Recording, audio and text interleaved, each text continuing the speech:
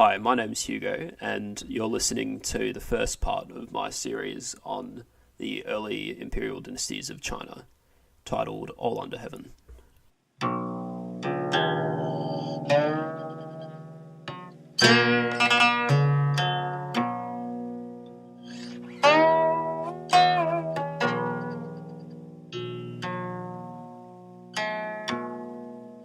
In 1958, in a speech to the Communist Party Congress, Mao Zedong addressed some of his critics, who were comparing him to a notorious figure in Chinese history. This figure, Qin Shi Huang, was, among other things, infamous for his persecution of scholars, and Mao's critics were objecting to the chairman's own persecution of intellectuals that opposed him. In the warped morality of revolution, rather than deflecting this comparison, Mao embraced it, and boasted about how his repression was much worse. What's interesting about this figure whom Mao was compared to, Qin Shi Huang, was that he occupied a place in Chinese history which could be compared to the role of George Washington or Charlemagne, people who have traditionally been praised and mythologized within their societies. Qin Shi Huang, which translates to First Emperor of Qin, founded the Chinese Empire in 221 BC, a state which lasted, in one form or another, for over 2,000 years, and which is the direct ancestor of the China we know today. And yet, for much of that time, in China he's traditionally been reviled rather than praised, and mythologized not as a hero, but almost a monster. One description of him comes from Sima Chen, who could be called the Chinese Herodotus, in his monumental work, Records of the Grand Historian. The king of Qin, with his arched nose and long eyes, puffed out chest like a hawk and voice of a jackal, is a man of scant mercy who has the heart of a tiger or a wolf. When he is in difficulty, he readily humbles himself before others, but when he has gotten his way, then he thinks nothing of eating others alive. If the king of Qin should ever get his way with the world, then the whole world will end up his prisoner. Now, Sima Chen was writing around 100 years after the first emperor's lifetime, under the Han dynasty, which came to power just 19 years after Qin united China, and created the empire. The traditional narrative of this transition has been that Qin's philosophy of government was one of cruelty and harsh laws, and that Han succeeded where they had failed by using a philosophy of benevolence and leadership by virtue. These two dynasties are like the classical age of China, and they have held a place in greater East Asian culture that is similar to the place of Greece and Rome in the West. This podcast is an attempt to tell the story of these two dynasties, the Qin and the Han, and maybe find out what truth there is to the traditional narrative. To begin with, it's probably best to talk about what exactly the first emperor was unifying when he founded the empire. The emperor's dynasty, the Qin, was a continuation of the Qin State, which was one political entity amongst many prior to the empire. Before describing the political situation, though, I think it'll be helpful to give a rough idea of the geography of China. I'm sure most of us could find China on a globe, but we might be less familiar with its internal features. The area we're talking about in this era roughly corresponds to just the eastern third of modern-day China, but it's still a vast area, with a size similar to that of Western Europe. Chinese civilization was centered around two rivers, the Yellow River in the north and the Yangtze in the south. These two rivers generally run from east to west and have no natural connecting waterways. Furthermore, much of the area is hilly, if not mountainous, making overland travel difficult. Modern scholars divide the area that was eventually acquired by the Qin Empire into 8 macroeconomic regions, meaning regions that are separated from each other by natural barriers to trade. Geographically, it was not conducive to unification. After leaving the mountains of Tibet, the Yellow River runs around a large plateau, going north, east, then south, before turning east again to the sea. At this last major turn, it is joined from the west by the Wei River. Just east of this juncture, a mountain range called the Qinling meets the Yellow River from the south. The north-south section of the Yellow River and the Qinling mountain range serve to divide the northern area of China into two main regions, Guangdong to the east and Guangzhou to the west. Going from one area to the other meant using one of the few passes in the mountain range or fordable areas of the river. The most famous of these passes was the Henggu Pass, which was right where the Qinling met the Yellow River. Guangdong is a plains area with highly fertile soil. It was the population centre of China at the time. The Yellow River slows down while it goes through the plains and deposits its silt, meaning that the riverbed is constantly rising. People built dikes to prevent flooding. Historian Mark Edward Lewis writes that even in this relatively early point in history, there were parts of the river that flowed above ground level due to these preventative measures. Nevertheless, the Yellow River broke its banks countless times, resulting in tragedies. Guangzhong, on the other hand, is a highland area. The climate is drier, but the soil is nevertheless good for agriculture. Much of it is wind-deposited loess, loose, sandy stuff. While safe from flooding, it's susceptible to drought. The Yangtze River in the south was not as inhabited as the Yellow River. This is the area where those photos of the great river winding through steep, misty mountains come from. It was swampy and heavily forested. There was little available land for farming, and communities were quite isolated from one another. China's diversity was not just geographic, but cultural. People in different regions spoke different dialects, which were probably mutually incomprehensible. All sorts of different customs and cultures were about. On the plains north of the Yellow River and the highlands of Guangzhong, pastoralists roamed among the cities and towns of agricultural people. In the south, along the Yangtze, people tattooed themselves and blackened their teeth, and their diet was based on rice rather than millet and wheat of the north. On the eastern coast there was a vibrant trade culture, with luxury goods such as salt, and the elite were known for their extravagant lifestyle. In the west, land was contested with barbarian nomads, and the people developed something of a Spartan ethic. Historian Sunny Y. Aoyang provides one illustration of regional cultural difference through comparing two collections of poems and folk songs from the era, the Book of Odes and the Songs of Chu. She says that the Odes, which heralds from the agricultural plains of Guangdong described above, deals with mostly earthly, day-to-day matters, while the Chu, which comes from the Yangtze Valley with its spectacular scenery, deals in more ethereal subjects, such as magic and gods. One example I found when I scratched the surface of these collections was in two poems that deal with a similar theme, of a man searching for an elusive woman. While One Cry the Ospreys from the Odes ruminates about gathering duckweed, Princess of the Xiang from the Songs of Chu has the woman flying away atop dragons. Now, while China was home to a great variety of culture in the pre-imperial era, there was a thread which tied all these different peoples together. This thread was the Zhou dynasty. Earlier, I said that the events surrounding the Qin and Han dynasties were considered a sort of classical period for East Asia. The Zhou, in its turn, was the classical era for people living prior to and during the Qin and Han dynasties. The Zhou dynasty was a royal family that had achieved hegemony in China in 1046 BC, roughly 800 years before the events we're talking about. Their hold over China was a lot looser than what would be achieved by later dynasties. Land and sovereignty were parcelled out from the king of Zhou to his nobles, and the nobles to their underlings, in a feudalistic manner. The king's ability to make decisions about the governance of these subunits was very limited. Sunny Aoyang describes it as a fractal distribution of authority, where people owed their whole obedience to the person directly above them in the hierarchy, rather than to the king of Zhou. Most fiefs usually started out as military colonies, which eventually grew into cities. They were scattered throughout China, islands of settled urban society in a sea of untamed, though not uninhabited, wilderness. While the system worked for a while, gradually the fiefdoms which Zhou had established grew too powerful, and without a centralised form of government to reel them in, began to act independently from the centre. They pursued their own interests and went to war against one another. China became a realm of competing city-states. In 770 BC, when the Zhou house was forced by rebels and invasions to relocate from Guangzhong to Guangdong, they were reduced to a small state that was culturally and politically significant, but militarily irrelevant. One of the more important impacts of the Zhou in this era was how their culture acted as a unifying force for the elite in the various warring states. Most of the rulers in these states traced their legitimacy back to an enfeoffment one of their ancestors had received from the king of Zhou. The aristocracy participated in Zhou rites and customs, and utilised Zhou poetry and bronzeware as a sign of their status. However, this unifying cultural force had a harder time penetrating to the lower classes. The greatest celebrators of the Zhou heritage were the Confucians. Confucians were kind of like classicists. In Chinese, the word for Confucianism is rujia, which actually means something like school of educators. Confucius himself was born in 551 BC, when Zhou power had disintegrated, and described himself as a transmitter of knowledge from the earlier Zhou era, rather than an innovator of new ideas. He and the scholars who followed him admired and studied works such as the Book of Poetry and the Book of Documents, which described that early Zhou time. They looked at the era as a golden age, and formed a philosophy of ethics inspired by it.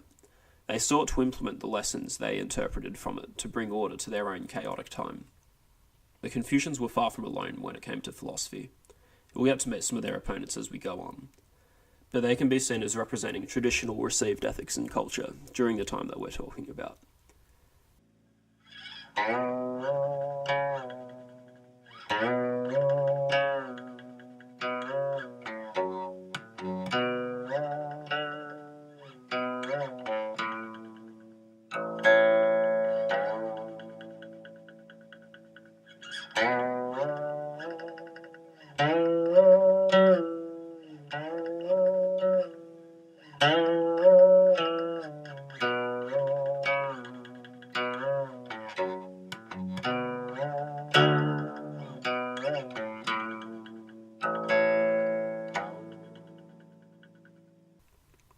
With the scene thus set, let's get into how the Qin State, the state which would eventually unify China, first came to be.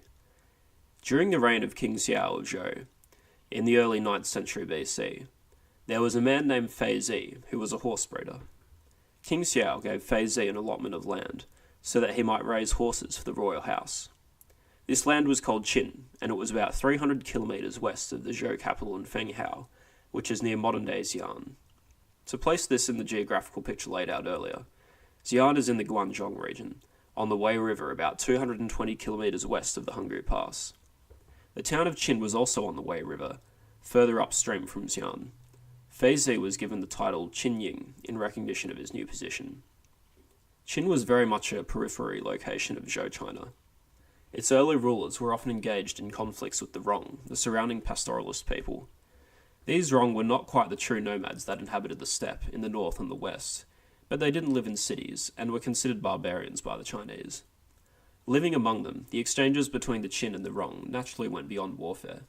In general, the Chinese didn't have much compunction about marrying local people, and it was quite common for women to be exchanged as a result of peace treaties or tributes. Sima Chen, that Han Dynasty historian I quoted in the introduction, records that one of the Qin dukes, Xiang, married his sister Mu Ying to a King Feng, who may have been a Rong chieftain. A major turning point for Qin happened in 770 BC.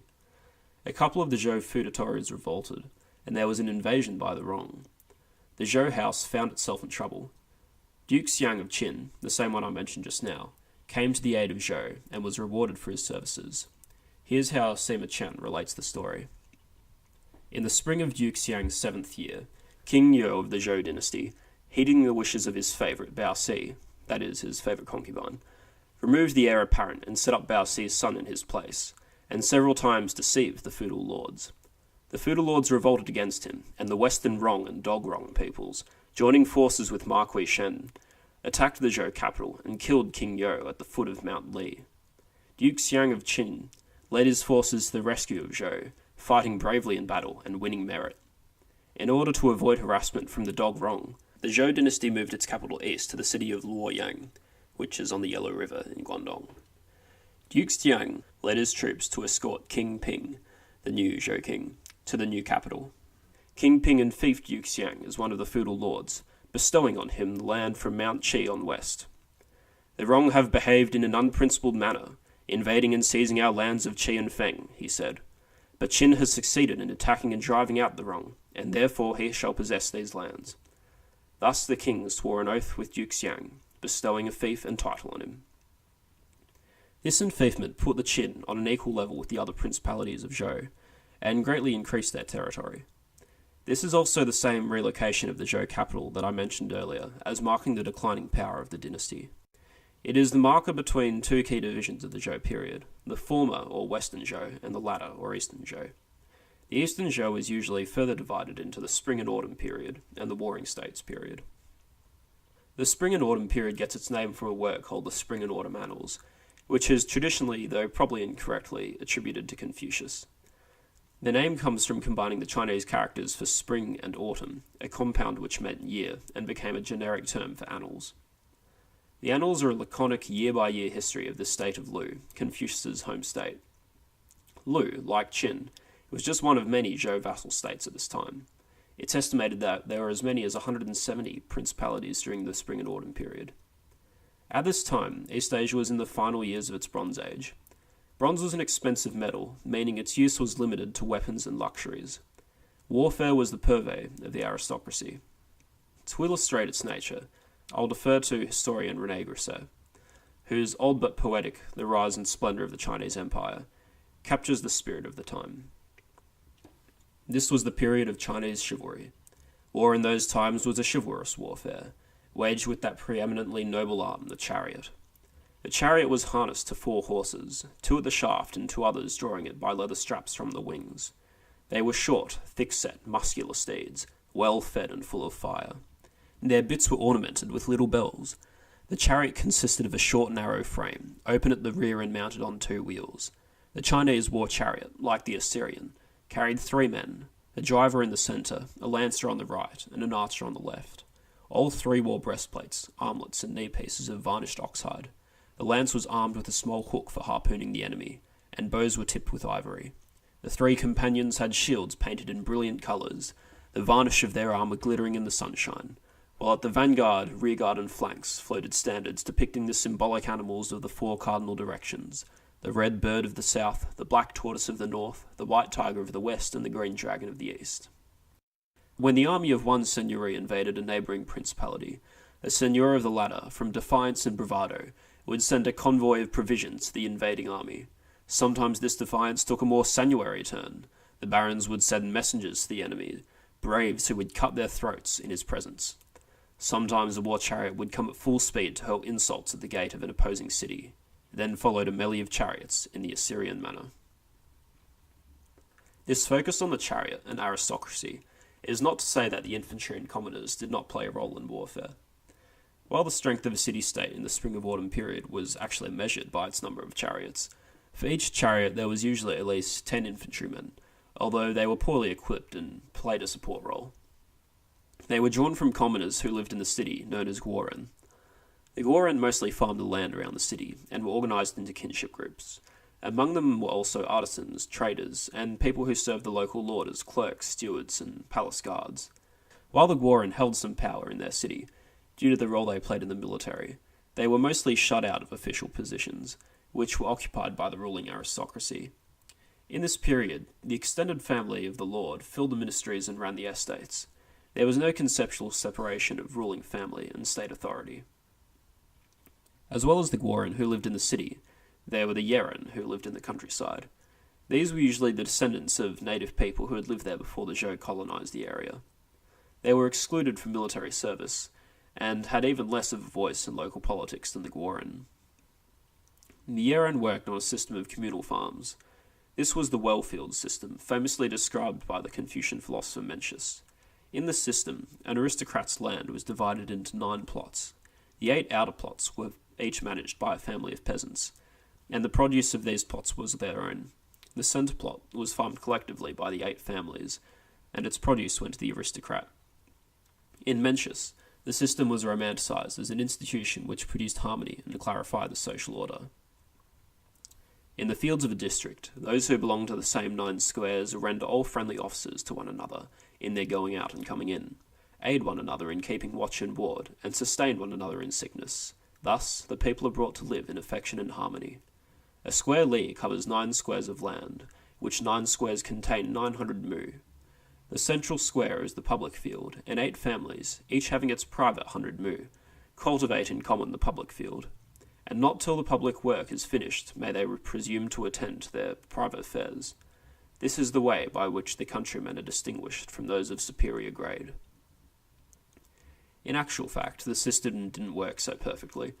The families had little incentive to prioritise the lord's field over their own, and there were recorded instances of the farmers taking a lacklustre approach to work on the lord's field, so as to save energy for their own ones. Throughout the course of Eastern Zhou, these military, political, and economic systems would evolve, and Qin was at the forefront of these changes. After Duke Xiang's enfeoffment, several generations of Qin rulers gradually increased their territory. The most successful of these was Duke Mu, who reigned from 659 to 621 BC. Through campaigns against the Rong people on the west and the Qin State on the east, one of these competing feudatories, Duke Mu managed to win much of Guangdong for Qin. This put Qin in a very secure position, relative to the rest of China. Its eastern border was guarded by the Yellow River, and its southern border by the Qinling Mountains. Near the end of his reign, Duke Mu was recognised as the hegemon of Western Rong. Toward the end of the spring and autumn period, some of the city-states expanded their territory, incorporating nearby city-states and wielding considerable influence in their quarters of China. Rulers who achieved this power were recognised by their peers as hegemons. In Chinese, the title is Ba. Other leaders who were recognised as hegemons were Duke Huan of Qi, the state that was on the eastern coast, and Duke Wen of Jin, the state east of Qin. They were both contemporaries of Duke Mu. When Duke Mu died, he was followed in death by members of his court, a human sacrifice. This was a practice that was common throughout China at the time. Qin had first adopted it when Duke Wu died in 678 BC. The funeral of Duke Mu involved the sacrifice of 177 people. Some people of Qin composed a poem of mourning, not for the Duke, but for 3 of those who were sacrificed. The poem is called Yellow Birds, and it's contained in the Book of Odes. Here's a verse of it. They flit about the yellow birds and rest upon thorn trees. Who followed Duke Mu to the grave? Zichi Chunhu, and this Zichi Chunhu could withstand 100 men. And he came to the grave. He looked terrified and trembled.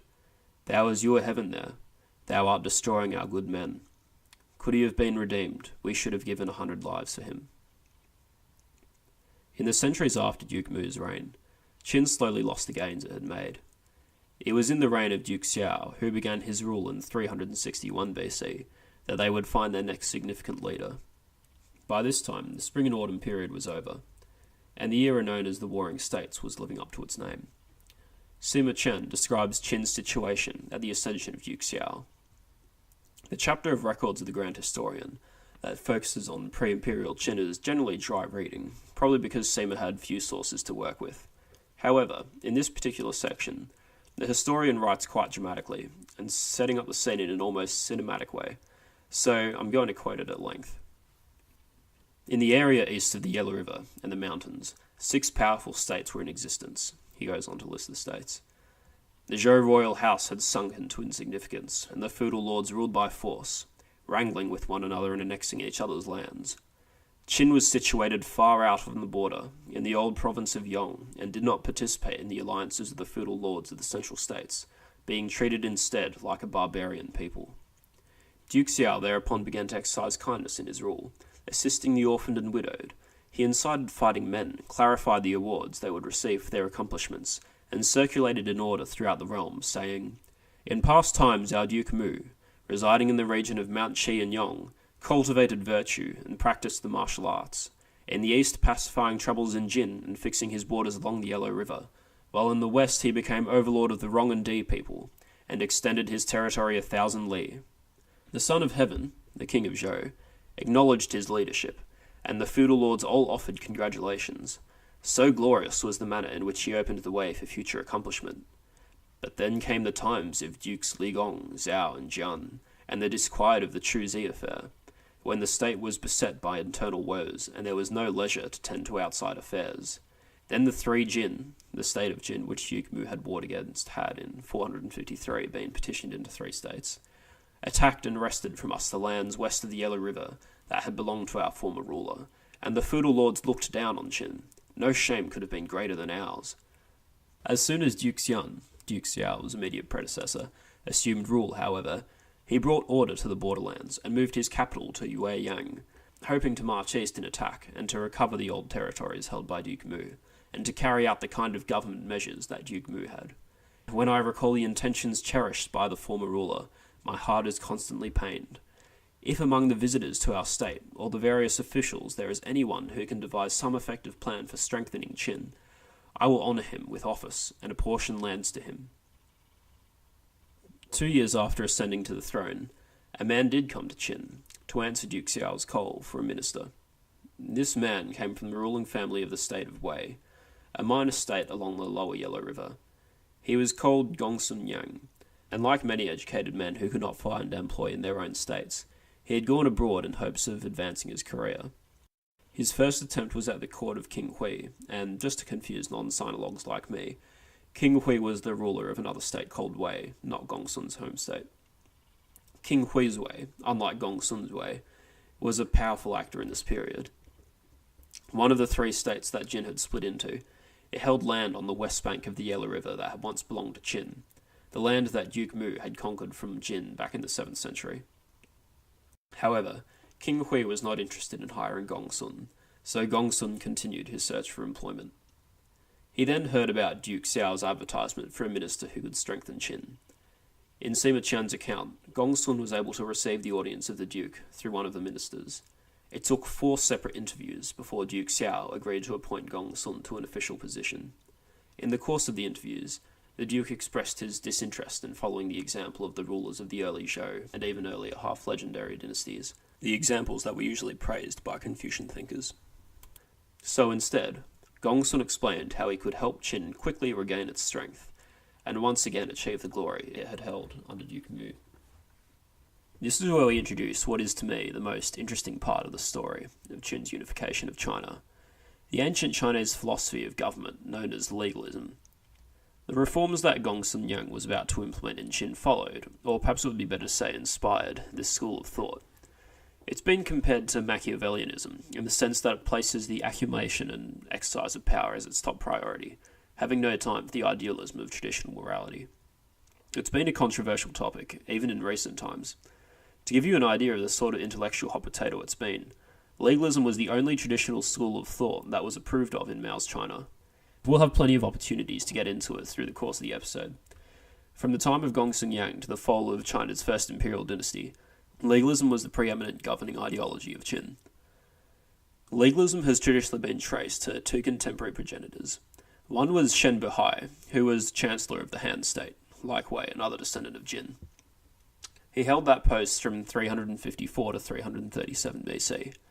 To describe his teachings loosely, he is credited with developing the idea of a merit-based bureaucracy, and describing the techniques that a ruler could use to maintain control over such a bureaucracy. These ideas would eventually find shape in the famous civil service exams of Imperial China. The other progenitor was Gong Sun Yang, and the contribution that he made to legalism was its preference for harsh, punitive laws. This contribution is something that has coloured the general perception of legalism ever since. The Book of Han, a history written by Han historian Ban Gu in the 1st century AD, describes some of the Qin legal punishments that were prescribed by Gong Sun Yang, which included execution of kindred to the 3rd degree, which is assumed to mean the parents, brothers, wife, and children of the accused, bodily mutilation, chiselling the crown, extracting ribs, and boiling in a cauldron. Capital punishment could take the form of bisection by sword, or being torn apart by chariots, and it was applied to crimes such as murder, incest, and treason. Amputation of limbs could be applied for less serious crimes such as robbery. There were also punishments which might seem more reasonable to us modern-day folks, such as fines and forced labour. Now, these sorts of punishments were not new to China, and they were not unique to Qin. However, something that does seem to be an innovation of Gong Zi Yang's was the way that these crimes were to be policed. The population was organised into groups of 5 or 10 households, who were responsible for monitoring one another. A person who failed to report a crime could face capital punishment, and people were rewarded for reporting the misdeeds of others. I think it's worth noting that the collective punishment instituted in the reforms, while it was practiced elsewhere, was not something that was tacitly accepted in China at the time. Mencius, the Confucian philosopher who described the well-field system, praised the government of the 9th century BC ruler of Qi, Duke Wen, because, among other things, the wives and children of criminals were not involved in their guilt. The reasoning behind this tough code was an argument that sounds familiar to us today, essentially crime deterrence, but carried out to such an extent as to sound like government via terror. In the Book of Lord Shang, which is thought to be a composition of Gong Sun Yang's own work, and the work of others who were studying his policies, his philosophy is carried to its logical extreme. It says, "There is no better means of preventing wickedness and stopping crime than by making punishments heavy. If punishments are heavy and rigorously applied, then people will not dare to try, with the result that, in the state, there will be no people punished." Of course, this sounds utopian, but Gong Sun was not one to put the pure vision of his philosophy above practical reality. In the Book of Lord Shang, It suggested that in the ideal state, the ruler would have no need to use rewards to incentivize good behavior, because the people would be so terrified of the punishments that they would all be virtuous. However, in Gong Sun's reforms of Qin, punishments were just one side of a two-handled approach to law. As mentioned before, people were rewarded for reporting crimes. If peasants produced a large amount of grain or cloth, they could be excused from corvée labour. Corvée was like a tax, but rather than paying money, you paid by working on things like roads or public buildings. However, most rewards were for military performance. They took the form of social ranks and titles, and for higher rewards included land. If a person was convicted of a crime, they could also avoid punishment by forfeiting their place in Qin's system of ranks, if they held one at all. It was an important feature of this system of rewards and punishments that it was well understood by the people, and that they had faith that it would be consistently practiced. In the Book of Lord Shang, it says, "People abide by their avocations, and obey regulations even to the death, when honorific titles, which the ruler has instituted, and rewards and penalties, which the ruler has established, are clear." Gong Sun also wanted to cultivate people's trust in their rulers. After being appointed to office by Duke Xiao, but before promulgating the new laws, he went to the market and placed a pole at the south gate. He offered 10 gold pieces to anyone who moved it to the north gate. Suspicious, no one took the opportunity. Gong Sun then raised the offer to 50 pieces, and when someone performed the task, he promptly paid them the promised amount. It wasn't just legal reform that Gong Sun initiated. Another very important change was to do with the agricultural system. He did away with the well-field system I described earlier, and instead allowed peasants to own small plots of land, rather than working on that of their landlord. Cultivatable land was divided by paths into equally sized plots, each plot being enough for a single man to work. Some historical sources and archaeological evidence suggest that this grid might have covered all of the arable territory of Qin, a very impressive feat of infrastructure. Owning their own plots of land raised the status of peasants in society, and probably encouraged farmers from other states to migrate to Qin. Gong Sun kept taxes low and proportional to the quantity of the harvest, believing that peasants would be encouraged to work harder if they could keep more of their produce.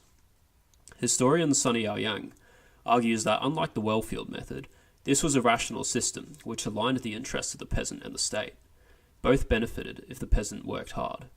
In contrast, the well-field method pitted the interests of the peasant and the lord against each other, because for the peasant, effort spent on the lord's field was effort that could have been spent on their own. This required people who supported such a system, like Mencius, to implore people to put their superiors' desires ahead of their own. Like many pre-modern philosophers, Gong Sun saw agriculture as the only true source of wealth, and viewed trade and luxury manufacture as unproductive. From the state's point of view, there was fairly basic concerns behind this disparagement of mercantile business. It was a lot easier to tax a peasant who was tied to a piece of land and whose harvest was visible, than to tax a merchant who could more easily hide his true wealth and income. Furthermore, Gong Sun believed that if clever people were successful, it would discourage people from farming. In his biography of the records, it says that those who engaged in secondary occupations, meaning merchants and the producers of luxuries, were to be rounded up and made government slaves. While it was of course impossible to bring a complete end to these pursuits, the policy prevented Qin from ever developing a thriving trade economy. So, how did these reforms help Duke Xiao's goal of strengthening Qin? Gong Sun Yang's reforms conformed two key strategies: building a large military drawn from the peasant population to fight against the other warring states, and centralizing the power and authority within Qin. By dividing up the land and distributing it among the peasants, Gong Sun Yang had created a large class of people who had a stake in the survival of the state, and could be registered for military services. The peasants became farmer soldiers like those of the Roman Republic. Rewards of rank were virtually all awarded for military accomplishments. Gong Sun wanted to create a system where the only avenue for improving one's circumstances was by being a farmer soldier. In the Book of Lord Shang, it says, "The people, seeing that the highest benefit comes only through one opening, will strive for concentration, and having concentration, will not be negligent in their occupations." In short, the entire society was organized for war. It's very reminiscent of the Spartan attitude. In fact, the Book of Lord Shang contains a passage that expresses an identical attitude to that of the Spartan mother who admonishes her son to come home with his shield or upon it. With the people of a strong state, the father, in making a parting bequest to his son, the elder brother to his younger brother, the wife to her husband, all say, "Do not return unless you win." Traditional authorities seem to put a lot of stock into the idea that because the people of Qin clearly understood Gong Sun's system of rewards and punishments, their quality as soldiers was improved. Han Fei, a 3rd century BC legalist thinker, said, "Now Qin issues verbal commands and written orders and carries out rewards and punishments accordingly. Both men of merit and of no merit are clearly distinguished from each other. Therefore, though the people have never seen any bandits since they left their parents' bosoms and lappels, once the news of hostilities reaches their ears, everywhere are found men tapping their feet and baring their arms, to rush against sharp blades and step upon the charcoal of burning furnaces, with a decisive forethought to die fighting." Even intellectual opponents of legalism, such as the 3rd century Confucian thinker Sun Quan, admitted this point. As for the men atop Qin, the way they rear the common people is tight and austere, and the way they employ the common people is harsh and ruthless. They restrain the common people with brute power, challenge them with austerity, tempt them with prizes and rewards, and bear down on them with penalties and punishments. They would have it that, except for fighting, there is no route by means of which any of the common people in the world can acquire benefits from their superiors. They subject the common people to austerity, and then put them to use, and only after the common people have achieved success do they treat them as having accomplishments. Accomplishments and rewards mutually nurture each other. He who takes 5 armoured heads receives 5 families to be his servants. Thus, Qin has been most populous and strong for a long time, and it has much territory that it taxes. Hence, it has been victorious for 4 generations, and this is due not to luck, but rather to the arrangements that they have made. This is just my unscholarly opinion, but I think this emphasis on the clarity of rewards, punishments, and ranks, and its correlation with military performance, implies perhaps a high level of trust between the average Qin soldier and commander. There's a passage in Sun Tzu's Art of War, perhaps the most well-known Chinese classic in the English-speaking world, that describes the ideal relationship between an officer and common soldier. Because the general fusses over his men as if they were infants, they will accompany him to the deepest valleys. Because he fusses over his men as if they were his own beloved sons, they will die by his side. If he is generous with them, yet they do not do as he tells them. If he loves them, yet they do not obey his commands. If he is so undisciplined with them that he cannot bring them into proper order, they will be like spoiled children, and no good use at all. Perhaps the system of punishment and reward was able to achieve on a society-wide level something approaching the balance between discipline and generosity that Sun Tzu strove for. Now, the second purpose of the reforms was to increase the power of the duke within Qin. The states that fought each other in the Warring States period were the descendants of Zhou and fiefdoms, and they had inherited the feudalistic parceling of sovereignty that had been the Zhou method of government. This meant that, although states had a ruling family, there were bases of power within each state that could contest the ruler's authority. Chief of these was the ruler's fellow aristocrats, who ruled fiefdoms with their own miniature courts and owned vast amounts of land. By dividing the land amongst peasants, Gong Sun deprived these aristocrats of a lot of their power. Furthermore, a new system of administration was implemented. Much of Qin's land was reorganised into 41 counties. Counties had originally been used by states to govern newly conquered areas in the frontier that had not yet been given away as part of a fief. Rather than being the property of a noble, they were run by a magistrate appointed by the monarch. By repurposing them into the main unit of local government, Gong Sun was creating a system where the country was run by a bureaucracy which was appointed by the duke, rather than by nobles who inherited their positions. By governing through an appointed bureaucracy, the ruler had much more control over his subordinates, and thus over how laws were enforced and policies enacted throughout his country. The influence of Shen Buhai's ideas meant that magistrates were ideally chosen on the basis of their merits, and there may have even been exams to test candidates. In theory, any man who displayed competence could be appointed to a position in the new bureaucracy. Sure, it probably excluded the vast majority of people who were illiterate, but the possibility for the common man to make a name for himself was greatly increased. In later generations, as Qin's holdings grew, the state would be organised into a 2-tiered system. The counties became subunits under commanderies, which were run by a governor, who was also centrally appointed. We'll get to discuss this system more later. Now, while nobles were sidelined by the new system, they weren't entirely out of the picture. Much of Qin's land still existed as fiefdoms, and dukes would still ennoble those who served them well. Another base of power that came under attack was the extended family. Chinese culture had traditionally put a lot of emphasis on shared ancestors and clan identity. Sometimes whole villages would share the same surname, usually with one particularly powerful branch of the family at the centre. An inhabitant of one of these villages probably felt they had a much greater sense of duty towards the other inhabitants and the local powerful family than to the ruling family in some town far away. Gong Sun took steps to break up these extended families. For example, households with more than one adult male living in them faced double the standard tax rate, inciting sons to leave their parents and acquire their own land or work as indentured labourers.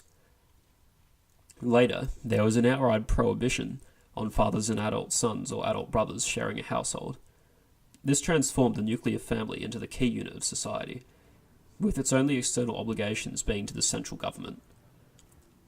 This was particularly upsetting to traditional Moors, which put a lot of emphasis on respect for parents and familial relations. As Han Dynasty poet Jia Yi, writing on the effects of Gong Sun's reforms, said, "Whenever Qin people had sons who grew to adulthood, if the family was rich, they sent them out as separate households, and if they were poor, they sent them out as indentured labourers. If someone lent his father a rake, hoe, staff, or broom, then he put on airs of great generosity. If a mother took a gourd dipper, bowl, dustpan, or broom, then her offspring would immediately upbraid her. Women suckled their infants in the presence of their fathers-in-law, and if the wife and mother-in-law were not on good terms, they snarled and glared at one another.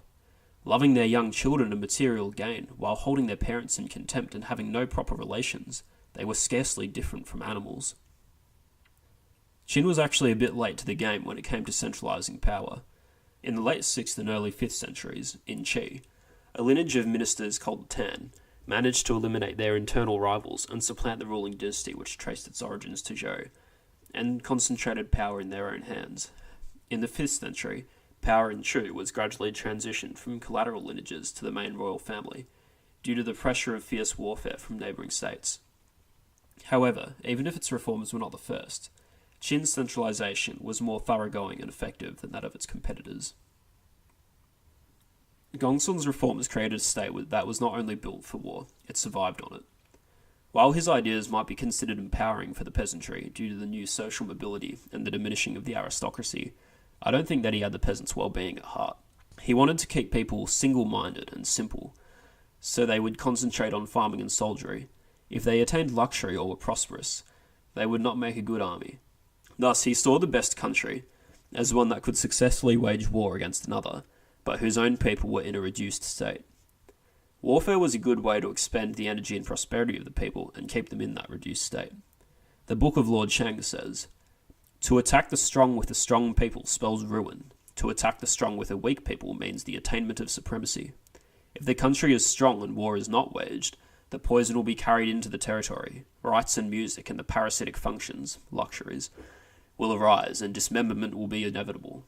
But if the country, being strong, thereupon wages war, the poison will be carried to the enemy, and not suffering from rites and music and the parasitic functions, it will be strong." The book utilises a Machiavellian or Nietzschean rhetoric of moral inversion by criticising what was conventionally seen as virtuous. One passage lambasts the pursuits of people who attain success in certain careers. Farming, trade and office are the three permanent functions in a state. Farmers open up the soil, merchants import products, officials rule the people. These three functions rise to 5 parasites, 6 in number, which are called care of old age, living on others, beauty, love, ambition, and virtuous conduct. If these 6 parasites find an attachment, there will be dismemberment. If farmers live in affluence, they seek leisure in their old age. If merchants have illicit profits, there will be beauty and love, and these will harm the means for enforcing the law. If officials are set up, but not utilised, ambition and virtuous conduct will be the end. If the 6 parasites become a pervading custom, the army will certainly suffer great defeats. These 6 parasites, except perhaps living on others, would have been considered moral goods at the time. Even to us today, they look something like an ascension from the basic needs of subsistence living to higher order priorities. But also like Machiavellian Nietzsche, Gong Sun's condemnation of these things was not out of a mere reactionary Satanism, but part of a different ethical philosophy. a philosophy for a time of constant warfare, which put survival and military competency as the first priority of the state. The later legalist thinker Hun Fei provided an argument for why traditional values should be eschewed. He argues that conditions had changed since previous ages, and ideas that were applicable in the past were no longer useful. He said, "Of old, King Wen, located between Feng and Gao, in a territory of 100 square li, practiced benevolence and righteousness, and won the affection of the Western barbarians, till he finally became ruler of all under heaven. King Yan of Tsu, located to the east of the Han River, in a territory of 500 square li, practiced benevolence and righteousness, till the states that ceded their territories and paid tributary visits to his court numbered 36. King Wen of Jing, fearing lest King Yan should do him harm, raised armies, attacked Tsi, and finally destroyed it. Thus, King Wen, practicing benevolence and righteousness, became ruler of all under heaven, while King Yan, practicing benevolence and righteousness, lost his state. Evidently, benevolence and righteousness, once serviceable in olden times, are not so at present." The changes that Gong Sun was introducing were part of and contributed to several trends of the Warring States era. Before discussing these trends, let's take a step back and look at our time frame. We had in the distant past the Western Zhou dynasty, which lasted from 1046 to 771 BC, and ended when the Zhou moved their capital from Guangzhou to Guangdong. The next period was a subdivision of the Eastern Zhou, the Spring and Autumn period.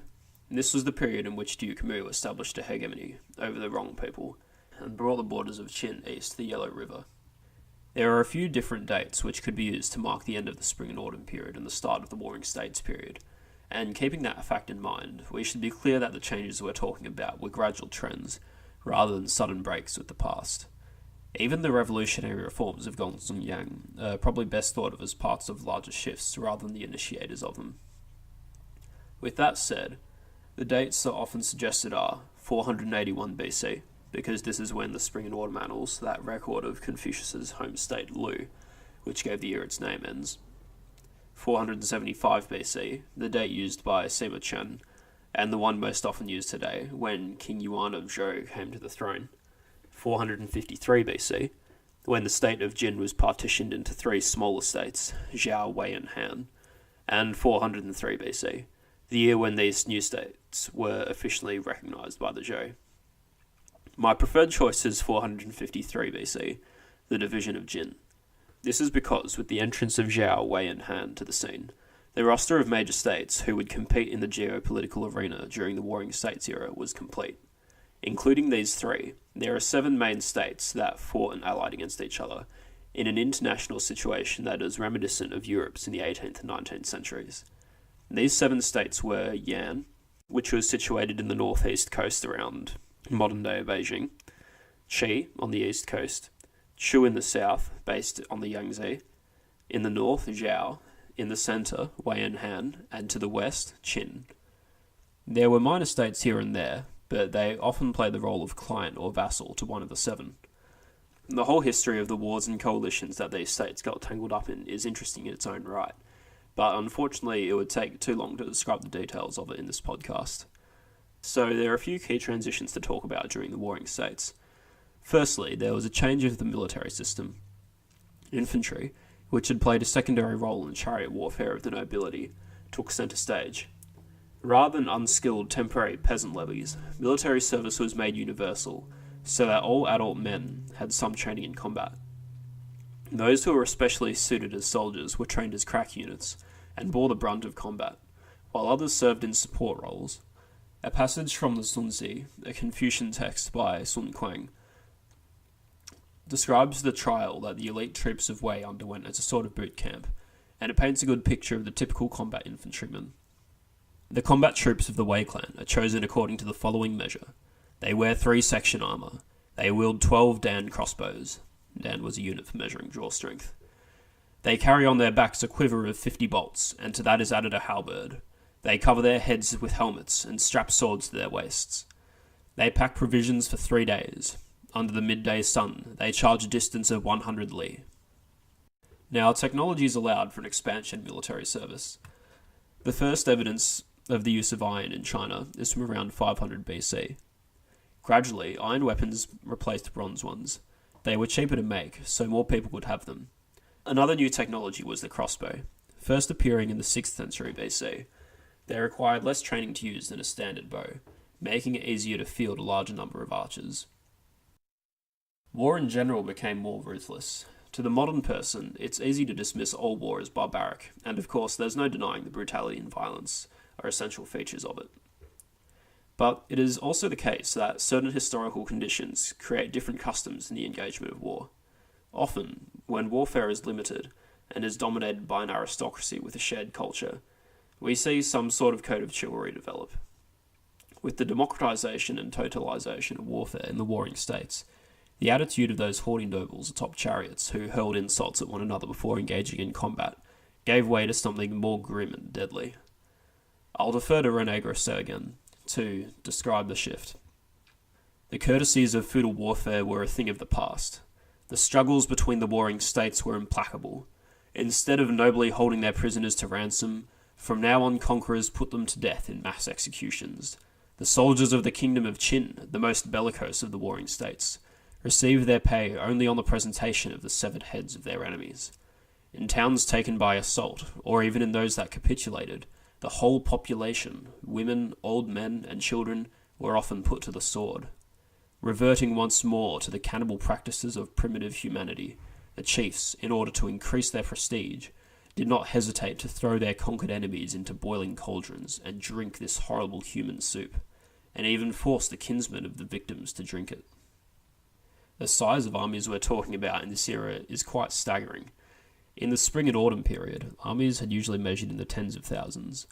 In the warring states, they were measured in the hundreds of thousands.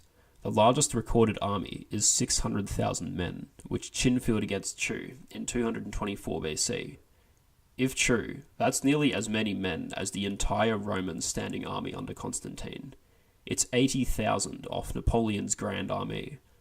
And we're not talking about the entire military force of Qin here. It's just an army for one campaign. I don't know if I can believe that, but historian Mark Ed Lewis doesn't make any statements qualifying the number when he mentions it, and historian Dirk Boddy, who raises doubts, doesn't dismiss it out of hand. Even if the army was half that size, it's very impressive for ancient world warfare. Alongside this growth in the size of armies was a growth in the physical territory of principalities. The city-states of the spring and autumn period were absorbed by conquest into large territorial states, several of which equaled the size of Republican Rome. The trends towards a centralized bureaucracy also allowed the monarch's rule to penetrate the countryside to a greater extent than before. Officers directly appointed by a monarch could be assigned to villages far from the metropole. This contributed to a lessening of importance of the city, and was another trend which served to undermine the urban-based nobility. The chaos of the political situation was reflected on the intellectual scene. If this podcast was about intellectual history, we'd be referring to this time period as the 100 Schools of Thought era rather than the Warring States. The whole class of people known as Shi, or scholars, made major contributions to Chinese philosophy. They often heralded from the lower rungs of the aristocracy, or sometimes from the higher levels of urban commoners. They tended to be landowners, although there were some who, like Gong Sun Yang, travelled from state to state, offering their intellectual abilities to various rulers. Confucius, who lived at the end of the spring and autumn period, had many disciples, and his ideas were greatly embellished as they were passed on to later generations.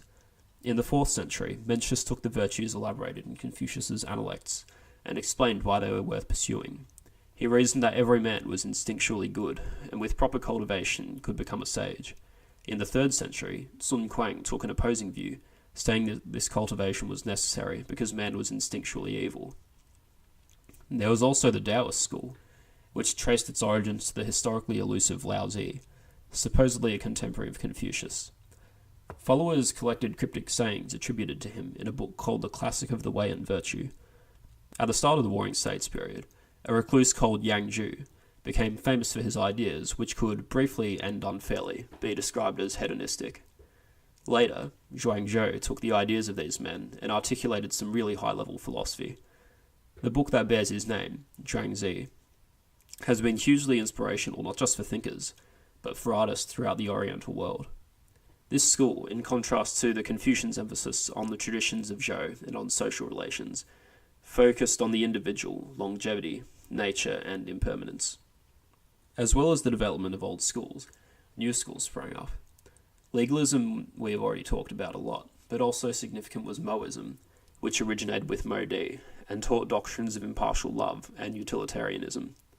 Philosophers of the school of names, particularly Qin Shi and Gong Sun, discovered concepts that would be familiar to Plato and Aristotle, such as the relative and the absolute, and the particular and the universal. Now, while some of these schools, particularly the Confucianists and the Moists, were fairly organised groups, other warring state schools did not necessarily think of themselves as being strictly within one tradition or another. It was at a later time, during the Han Dynasty, that these thinkers were looked back on and classified according to their ideas. Sima Ten, the father of Sima Chen and the initiator of the work on records of the Grand Historian, was the first to identify the 6 schools of thought which are generally used to group the philosophers today. With our new backdrop in place, let's get into what happened to Qin under Gong Sun Yang's reforms. The impression that one gets from the records is that the reforms almost immediately turned around Qin's situation. 4 years after Gong Sun began working in Qin, so 355 BC, Duke Xiao waged a campaign against Wei, the state to the east, and was successful.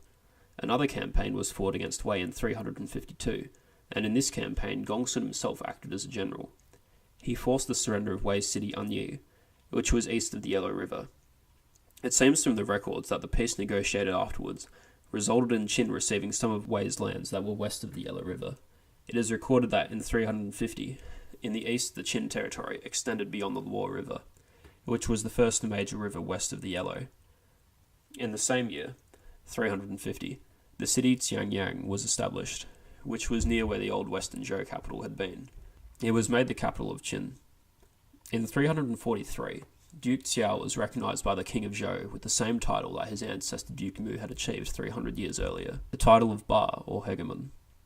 In 341, the state of Wei suffered a major defeat at the hands of Qi to its east. Wei had attacked Han, the state to its south, which then appealed to Qi for help. Qi, hoping to maximize its own advantage, decided to wait until both states had exhausted themselves fighting, then marched on Wei's capital. They lured Wei's army into a trap, defeating them at Ma Ling. After Wei had suffered this defeat, Gong Sun Yang advised Duke Xiao to take advantage of the weakness of their longtime enemy. The records have him saying, "Wei is to the state of Qin like an ailment of the belly or the heart afflicting a person. Either Wei must annex Qin, or Qin will annex Wei. Why? Because Wei is situated west of the rugged mountainous area, with its capital at Anyi. The Yellow River marks the border between it and Qin, but it alone is able to enjoy the advantages of the area east of the mountains." I think that border here refers to the natural border rather than the actual border, which was west of the river. When it is to its advantage, it marches west to invade Qin, and when it is weary of that, it draws on the lands to the east. Now you are a sage and a worthy ruler, with a prosperous state to support you, while Wei last year suffered a major defeat at the hands of Qi, and the other feudal lords have deserted it. You must seize this opportunity to attack Wei. If Wei is unable to withstand the attack of Qin, it is bound to move east. And if it moves east, then Qin can rely on the protection of the Yellow River and the mountains to face east and impose its will on the other feudal lords. Such an undertaking will make you an emperor or a king. Duke Xiao agreed with Gong Sun, and another campaign was set out. Again, Gong Sun acted as the general of the army. Now, Gong Sun happened to be acquainted with the general that Wei sent to counter him, Gong Zi Yang. You remember that before entering the service of Duke Xiao, Gong Sun had tried to get a job working for the King of Wei. He sent a letter to Gong Zi, saying, "You and I started out as friends, and now we are both generals of our respective states. I cannot bring myself to attack you. It would be best if we meet face to face, swear an oath of alliance, enjoy a drink together, and then dismiss our troops, thus bringing peace to both Qin and Wei." Gong Zi agreed. The two met, swore an oath, and had their drinks. Then Gong Sun mounted a surprise attack on Gong Zi's men, using concealed troops. He took his former friend prisoner. After this meeting, Gong Sun took his army and inflicted a total defeat on Wei. The successive defeats that Wei had suffered forced it to surrender all of its lands west of the Yellow River to Qin, which now found itself in the same strategically advantageous position it had held under Duke Mu. Gong Sun was enfeoffed by Duke Xiao, and was made a lord of 15 estates in Qin. This is when he received the title of Lord Shang, or Shangyang, by which he is most commonly known today. Duke Xiao died in 338 BC, and with him Shang Yang lost his patron. He found himself in a court surrounded by political enemies, and he was executed by the new duke, Hui Wen. If you're familiar with historical patterns, you can probably guess the reason Shang found himself surrounded by enemies, despite his bringing such success to Qin. Shang Yang had increased Qin's strength by empowering the peasants and weakening the aristocracy. Naturally, the aristocracy didn't take kindly. Early in his career, an incident caused Shang to receive ire from some powerful figures. After the new laws had been promulgated, the heir apparent, Hui Wen, was found contravening one of them. The sources don't specify his crime. Gong Sun insisted that the law be applied to the heir, but Duke Xiao protected him. So, in his stead, one of Hui Wen's tutors was punished by tattooing. Sima Chen uses this incident to explain why Hui Wen in particular disliked Gong Sun. The text Strategies of the Warring States suggests in addition that Gong Sun's spectacular career posed a threat to Hui Wen's authority as the new ruler. It claimed that Duke Xiao had wanted to make Gong Sun the heir to the throne, and that Hui Wen was warned, "In Qin today, even women and babes speak of Lord Shang's law, but no one speaks of your Majesty's law. This is because he has become the ruler and your Majesty has been turned into his minister." But it wasn't just Hui Wen whom Gong Sun had made an enemy of. The noble class as a whole found it disturbing that his laws might be used to control them. Sunny Yao Yang, in her comparison of Rome and China, explains that while the Roman elite revered both legal and moral authority, the Chinese preferred moral authority and found law distasteful. They saw moral authority as something like leading by example. A ruler who acted virtuously would inspire his people to follow suit. Rule by law, on the other hand, was a coercive instrument that could not produce good people. A passage from Confucius's Analects describes the dichotomy. If the people are led by laws and uniformity to be given them by punishment, they will try to avoid the punishment but have no sense of shame. If they be led by virtue, and uniformity sought to be given them by rules of propriety, they will have the sense of shame, and moreover will become good. At most, laws should be reserved for the governance of common people. A passage from Sun Tzu says, "The officers on up must be regulated by ritual and music. The masses and the commoners must be controlled by legal arrangements." Ritual and music were embodiments of this moral authority commonly used in Confucian literature. Gong Sun Yang's legalism, on the other hand, operated on a different philosophy. The law would be more effective if consistently applied. The Book of Lord Shang claims that, if the ruler issues one severe order after another, but does not apply the penalties, people will despise the death penalty. Sima Chen records that when the young Huinen violated the law, Gong Sun complained, "The reason the laws are not effective is that the superiors themselves violate them." In this desire to make rules apply universally, Yang sees a burgeoning equality under the law. I mentioned that in the feudal system, there was no conceptual separation between the ruling family and state authority. Rule by law was a wedge that started to split that union. There were rules and duties that applied to everyone in the polis, regardless of their social position or their personal relationship with the ruler. One legalist text, the Gong Zi, articulates the idea. The ruler makes laws, the officers administer laws, the people obey the laws, the ruler and the ruled, the superior and the inferior, the noble and the humble, all abide by the law. This is great governance. In practice, the idea of the ruler himself being subject to the law never really came about. However, by implementing this idea, it was possible for the quality of government to not depend entirely on the personal character of the leader. If defined standards were followed, then good governance could continue, despite an imperfect ruler. The Book of Lord Shang says, "Now, if the back is turned on models and measures, and reliance is placed instead on private appraisal, in all those cases there would be lack of definiteness. Only a Yao, a mythical sage emperor, would be able to judge knowledge and ability, worth or unworthy, without a model. But the world does not exist exclusively of Yaos. Therefore, the ancient kings understood that no reliance should be placed on individual opinions or biased approval, so they set up models and made the distinctions clear." On the point of models and measures, Gong Sun did actually introduce literal standard weights and measures to Qin. Moreover, if the laws were clearly and universally understood, the people themselves would contribute to the proper functioning of society. "There shall be no one among the government officials and people of the empire who does not know the law, and as the officials are clearly aware that the people know the laws and mandates, they dare not treat the people contrary to the law, nor dare the people transgress the law, as they would come into conflict with the law officers.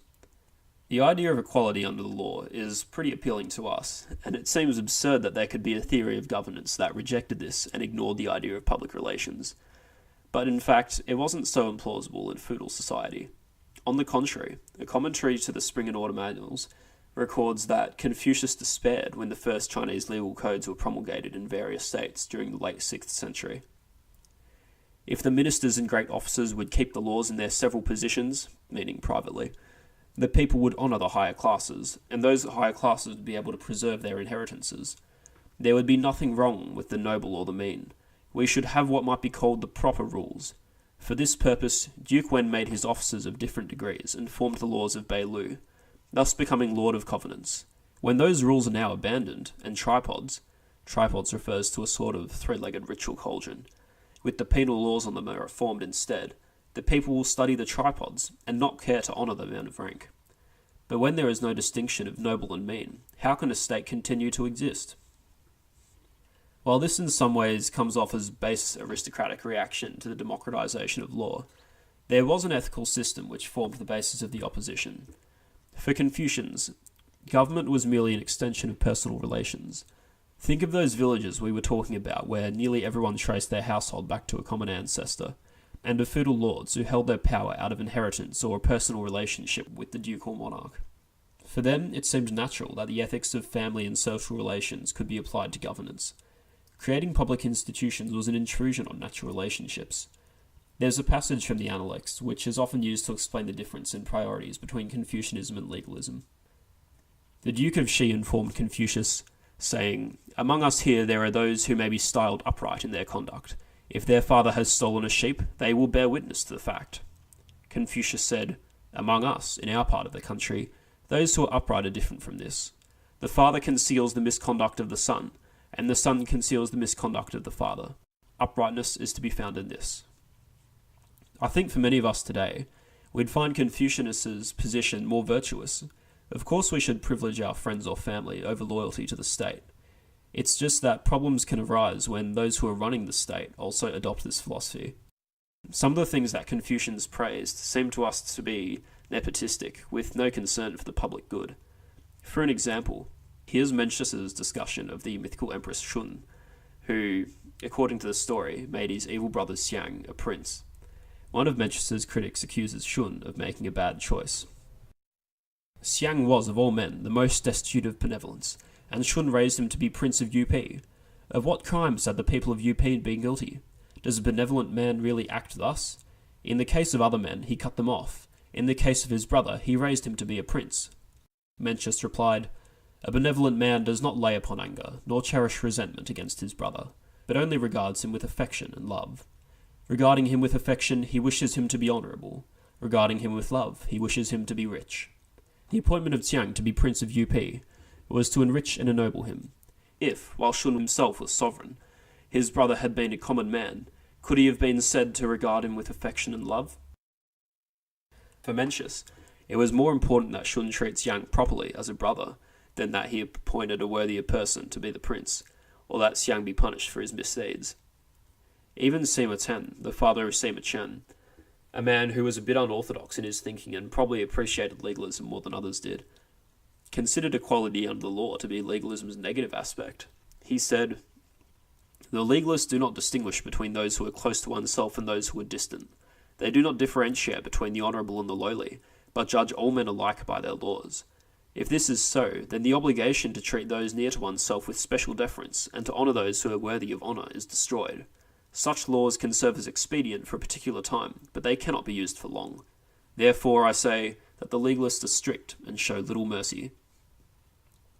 This attitude, which saw the law as a coercive intrusion on social relations and applied the ethics of private exchanges to public governance, explains the bitterness apparent in something like the account of Gong Sun Yang in the Strategies of the Warring States, when it describes how his laws were applied to the aristocracy.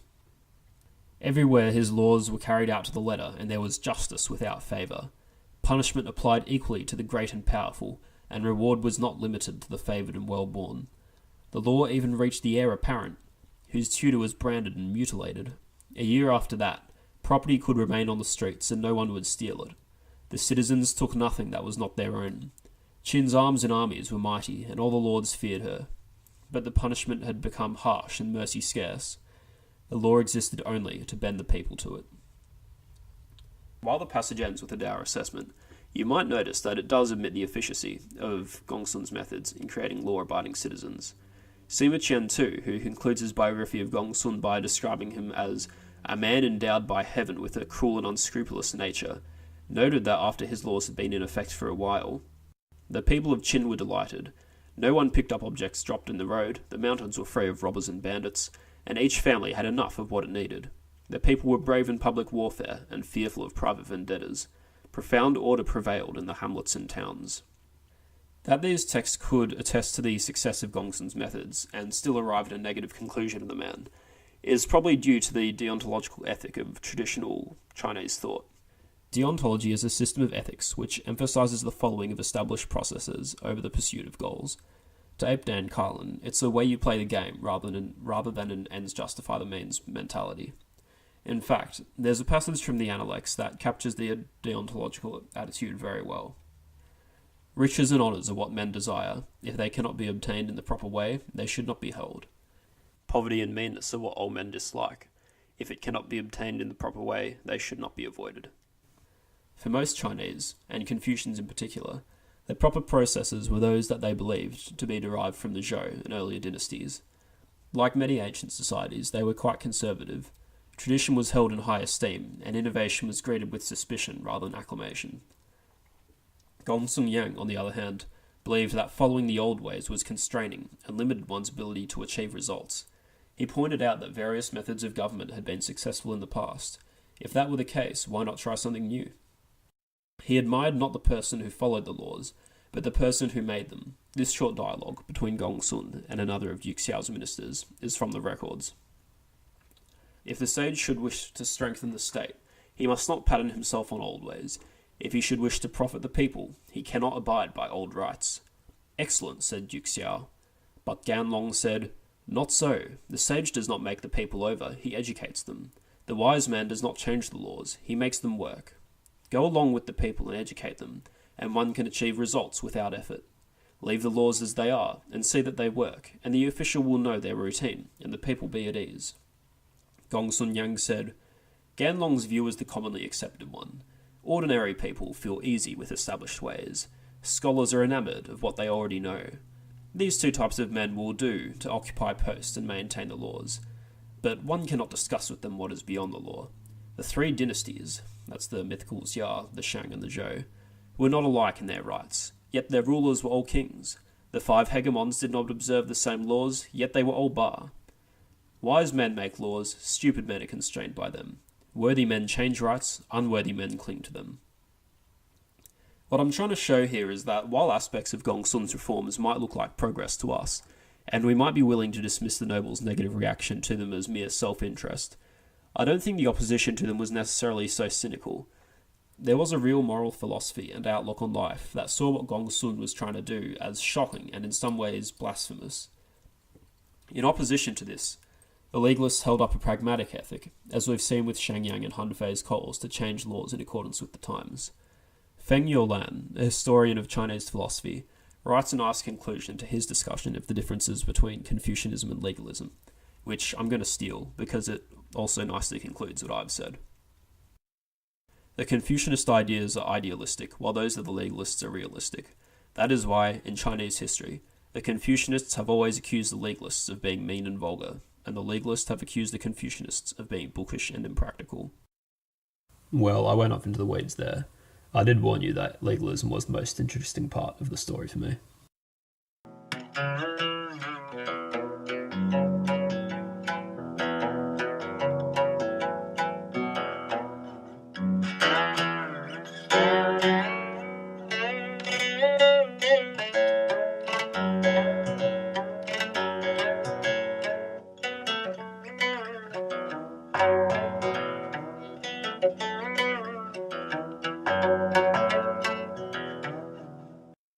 Anyway, in the records, Shangyang hears of Duke Hui Wen's plot to execute him, and attempts to flee. In a case of dramatic irony that shows that Sima Qian could write history with a bit of storycraft in mind, He has Shang lodging at the Hungry Pass, only to be refused by a guard who did not recognize him, because of a law that he himself created. No one was to be granted lodging if he could not produce the proper credentials. He then writes that Shang fled to the state of Wei, where he was met with hostility because of his betrayal of their general, Gong Zi Yang, during the campaign of 340. Wei turned Shang back over to Qin, where he met his fate. The strategies of the warring states captures the brutality of the execution in a short sentence. He was rent asunder by chariots, and no one in Qin mourned his passing. Now, even though Duke Hui Wen was quick to put Shang to death, it doesn't seem like he made an attempt to undo the reforms. Perhaps the military success they had brought was enough to convince Hui Wen that Shang had been onto something. And besides, the reforms had been as much about strengthening the position of the monarch as they had been about strengthening Qin itself, and now Hui Wen enjoyed that position. As for the aristocracy that disliked Shang, it wasn't as if they had lost everything. Remember, Shang himself had received a fiefdom of several villages. The feudal system had been disturbed, but not overturned completely. The reforms had transformed the nature of fiefdom from a passing of political authority to a unit of income. Lords no longer had their own miniature courts through all their lands. They were administered by the county system. Another change was that, for the most part, the new fiefs were not hereditary. However, the lord was still entitled to tax income from the households in his land. In a way, it was like receiving the benefits of the position without the responsibilities. In 331, the 7th year of Hui Wen's reign, Qin fought another war against Wei. Fighting continued in the next several years, and Qin won territory in the western side of the Yellow River. In 324, Hui Wen claimed the title of king, Wang in Chinese, following the suit of several other warring states' leaders. Wang was the same title used by the king of Zhou, and by appropriating it, the rulers were declaring their complete independence from, and equality to, the remnants of the old dynasty. Qin did fairly well under King Hui Wen. By 312 BC, the last Rong tribes had been defeated, and all the land to the southwest around the Sichuan Basin had been conquered from Chu and the two minor states of Shu and Ba. Qin now occupied the entire Guangdong region. In 310, construction began on a regional capital for the newly conquered Sichuan area, and this was used as a base to build a major irrigation system which is still in use today. This project turned the Sichuan Basin into a grain basket that fed Qin's future campaigns. Hui Wen died in 310 and was succeeded by King Wu. Wu reigned for 4 years and died without a son. He was succeeded by King Zhaoxiang. Zhaoxiang was a half-brother of Wu. They were both fathered by King Hui Wen, but had different mothers. Wu had been born to Hui Wen's official queen, while Zhaoxiang had been born to a concubine called Mi Bazi. Mi Bazi and her brother Wei Ran were from the state of Chu. Because women were often exchanged as part of diplomacy, it was common for many of the women of the inner court to herald from other states. When King Wu died, they had conspired to put her son on the throne, and once they had done so, killed the sons of King Hui Wen, who were born to other concubines. The succession of King Zhaoxiang was followed by a revolt of ministers and various lords, but it was put down by Wei Ran.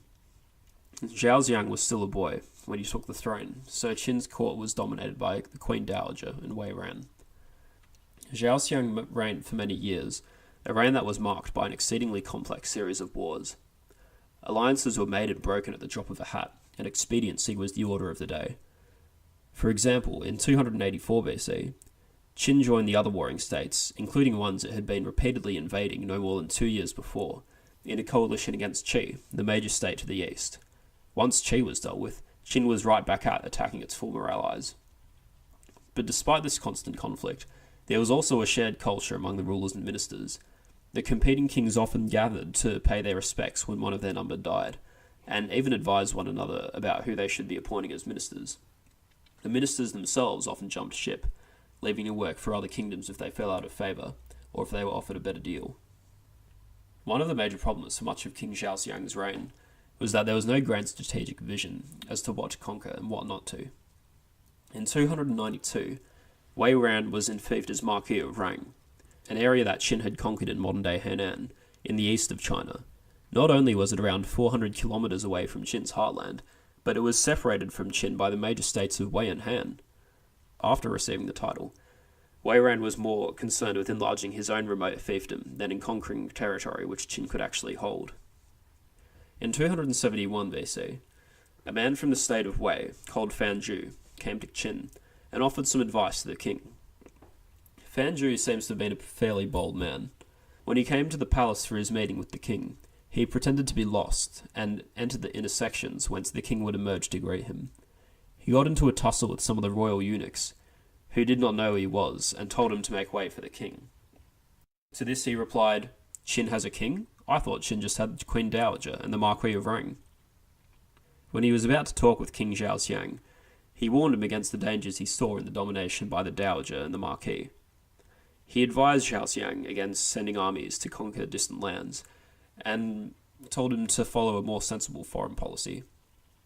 "Your Majesty would do best to cultivate friendly relations with distant states and attack those close by. Then, if you win an inch of land, it will be your inch, and if you win a foot, it will be your foot. To do otherwise and attack those who are far away is surely an error." The king liked Fan Zhu's advice and made him a minister. Over the next years, they grew friendlier, and in 266, Fan Zhu managed to convince Xiang to demote his mother and to banish the Marquis of Rang from Qin to the fief that he'd put so much effort into developing. Fan Zhu was made a chancellor. Fan Zhu was not only opposed to the Marquis of Rang, but to enfeoffments in general. He saw that by making royal relatives and various minister lords of certain areas, they were able to dominate the king's court. During his reign as prime minister, he brought a stop to the practice, although he didn't say no when he himself received a fiefdom and was made Lord Ying upon his appointment to the office. In his arguments against it, we see how the legalist concept of meritocracy was taking precedent over government by family values. This passage is from the Records version of Fan Zhu's original letter to King Xiang, when he offered the king his advice. "The saying is that the mediocre ruler rewards those he loves and punishes those he hates, but the enlightened ruler is not like this. His rewards go only to those with merit, and his penalties go only to those judged guilty of crime."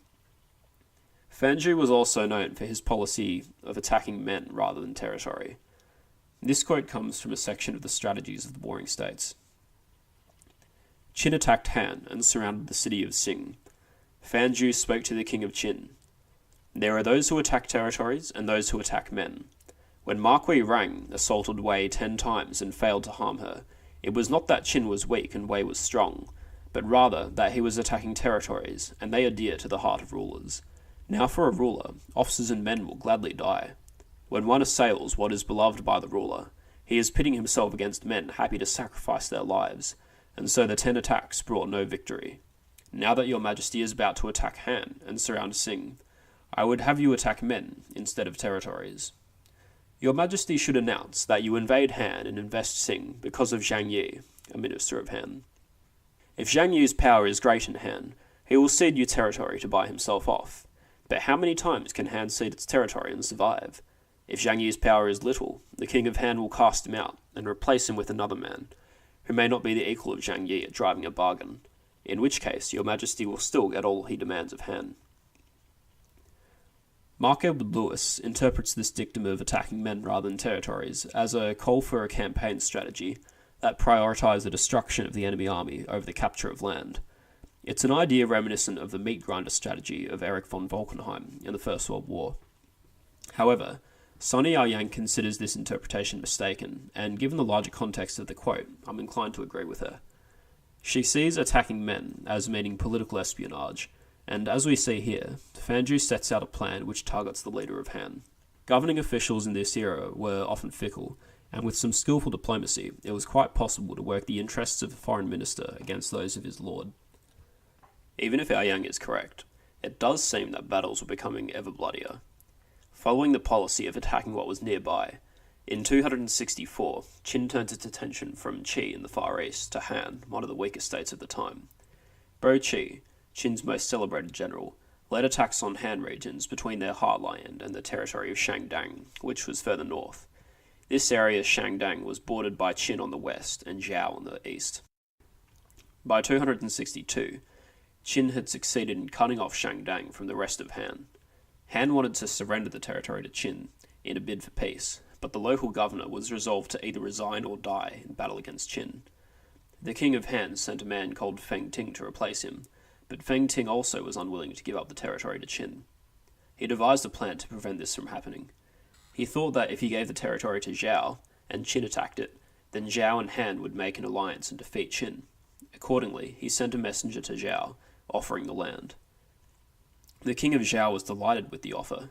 However, one of his ministers warned him that to accept it could bring ruin to Zhao. The strategies of the warring states purports to contain their conversation.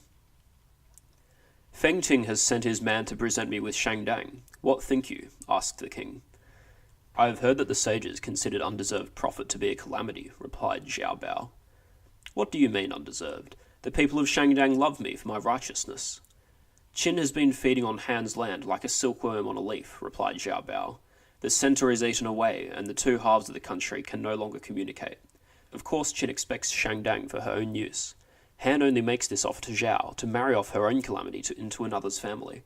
To have Qin undertake all the effort and Zhao to reap all the profit is something we could not expect, even if we were a powerful country and Qin were weak. How then can we expect it when we are weak and she is powerful? If your majesty accepts this territory, can we say it is deserved?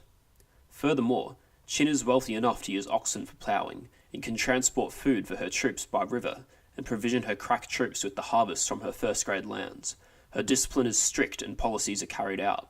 We cannot engage her, your majesty. Consider this carefully. We could use 1,000,000 troops for years and years and not take a single city, cried the king angrily. Now that we can have 70 cities without raising a weapon, why should we not do it? The king of Zhao heeded his own advice and sent his general Lian Po to Shangdang to defend the territory. The record says that he enfeoffed Feng Ting as a reward. However, the strategies say that Feng Ting refused the fief, and it has a bit of a touching moment, which suggests that the governor must have been feeling very conflicted about what he'd done. Upon being told of the proposed reward, Feng Ting bowed his head and wept. That would be my third dishonour, he replied. I was ordered to defend my ruler's land and did not die for it, but gave it to another, my first dishonour. My ruler gave the territory to Qin, and I disobeyed his command, my second. To sell my ruler's land and live on the proceeds would be my third dishonour. For 3 years, the armies of Qin and Zhao faced each other in a standoff, both fortifying their positions. Lian Po, the Zhao general, based his army in Changping, south of Shangdang. Qin continued minor attacks on Han. Lian Po, believing that the proximity of Changping to the Zhao heartland gave him a logistical advantage, thought that he could wait the Qin armies out. There's a line from The Art of War which captures the tension of these ancient world campaigns. Hostile armies may face each other for years, striving for victory which is decided in a single day. Finally, in 260, Qin made a move. Their general Wang He advanced into Shangdang, seizing the territory. He tried to entice Lian Po out of his fortified position, but the Zhao general wouldn't budge. Meanwhile, Fan Zhu paid people to spread rumours in Zhao, saying that Qin thought Lian Po was weak, but was afraid of another Zhao general called Zhao Kuo. The king of Zhao, who was already unenthused with Lian Po's cautious strategy, believed the rumours and replaced Lian with Zhao Kuo. I'll let Shima Chen take over here, because what follows is one of the more detailed accounts of a battle in ancient Chinese historiography. When Qin heard that Zhao Kuo, the son of Lord Mafu, had taken command, it appointed Bo Qi, Lord Wan, to be supreme commander of the army, with Wang He as assistant general, and circulated an order throughout the army that anyone daring to reveal that Lord Wan was in command would be cut in two. When Zhao Kuo arrived to take over, he sent over his troops in a surprise attack on the Qin army. The Qin army, feigning defeat, raced from the field, leaving 2 lines of ambush troops ready to fall on the enemy.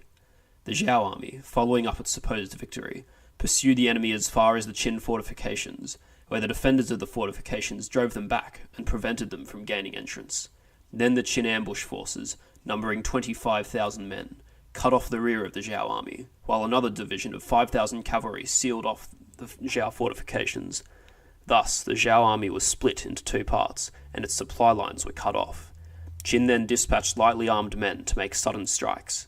The Zhao forces, realizing they could not win in combat, built more fortifications and held tight to their position, awaiting the arrival of reinforcements.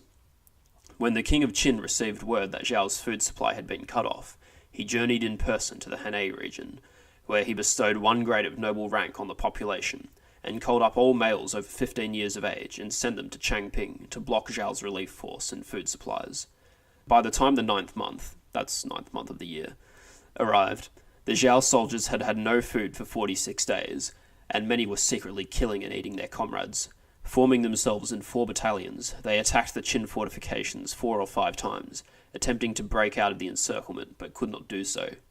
The Zhao army commander, Zhao Kuo, called out his finest men and led them into combat, but the Qin army shot and killed him with arrows. Thus, Zhao Kuo was defeated, and 400,000 of his soldiers surrendered to Lord Wan. Lord Wan recalled that earlier, when Qin had captured the region of Shangdang, the inhabitants of Shangdang, unhappy at the thought of being Qin subjects, had gone over to the side of Zhao. He calculated, therefore, that since the Zhao troops might well turn against him, he would face the danger of revolt if he did not kill them all. He consequently devised some deception and had them all massacred, sending only 240 of the youngest ones back to Zhao. Counting earlier and later actions, he took prisoner or cut off the heads of 450,000 men, leaving the people of Zhao trembling with fear. Trembling with fear, indeed. I reckon this episode can give us a bit of a small idea about what it might have been like in the following decades to have been an inhabitant of one of the other warring states, watching Qin grow more and more powerful, knowing that your armies would be unable to stop it. Now, the number of 450,000 is probably exaggerated, but it's awful stuff anyway. Also, did I say this was one of the more detailed accounts of a battle in Chinese historiography? Yeah, Chinese historians traditionally give pretty scant descriptions of warfare. Most of the battles recorded in the history of Qin in the records only tell you the year, the casualties, the participants, and maybe the generals. Speaking generally, Chinese culture didn't celebrate martial virtues as much as other civilizations around the world. After all, its ruling elite were more often than not civil servants and bureaucrats, not warriors. Despite the humility of Zhao Bao, the minister who had warned the king of Zhao not to accept Shangdang, Mark Edward Lewis considers Zhao to have been the preeminent power of that particular period of the warring states. But they were seriously crippled by their defeat at Changping.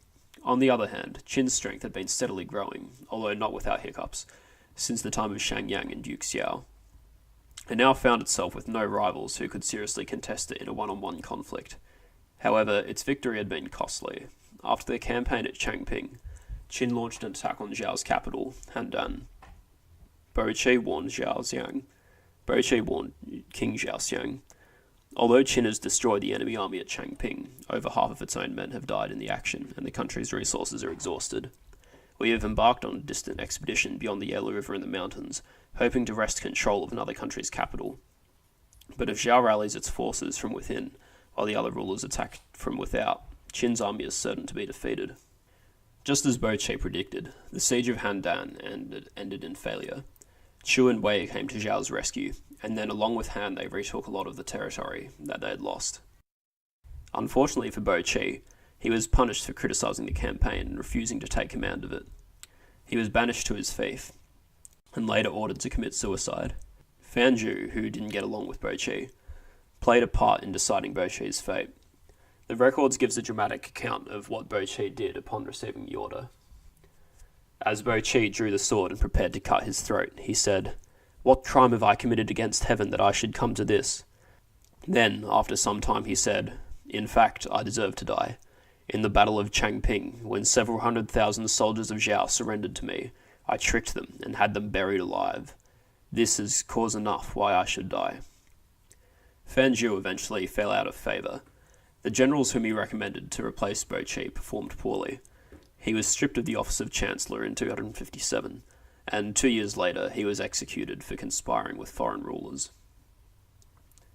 In 256 BC, King Nan of Zhou, the man who was supposedly the ruler of China, but in fact ruled a small insignificant territory, led a short-lived attack against Qin. The other kings contributed to it, and Sima Qian describes the army as a force of crack troops drawn from all over the empire.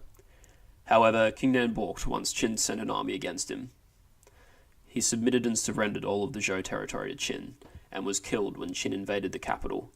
A splinter ruler was declared who fled east, but in 249 he too was captured, and executed by Qin's chancellor Liu Buwei.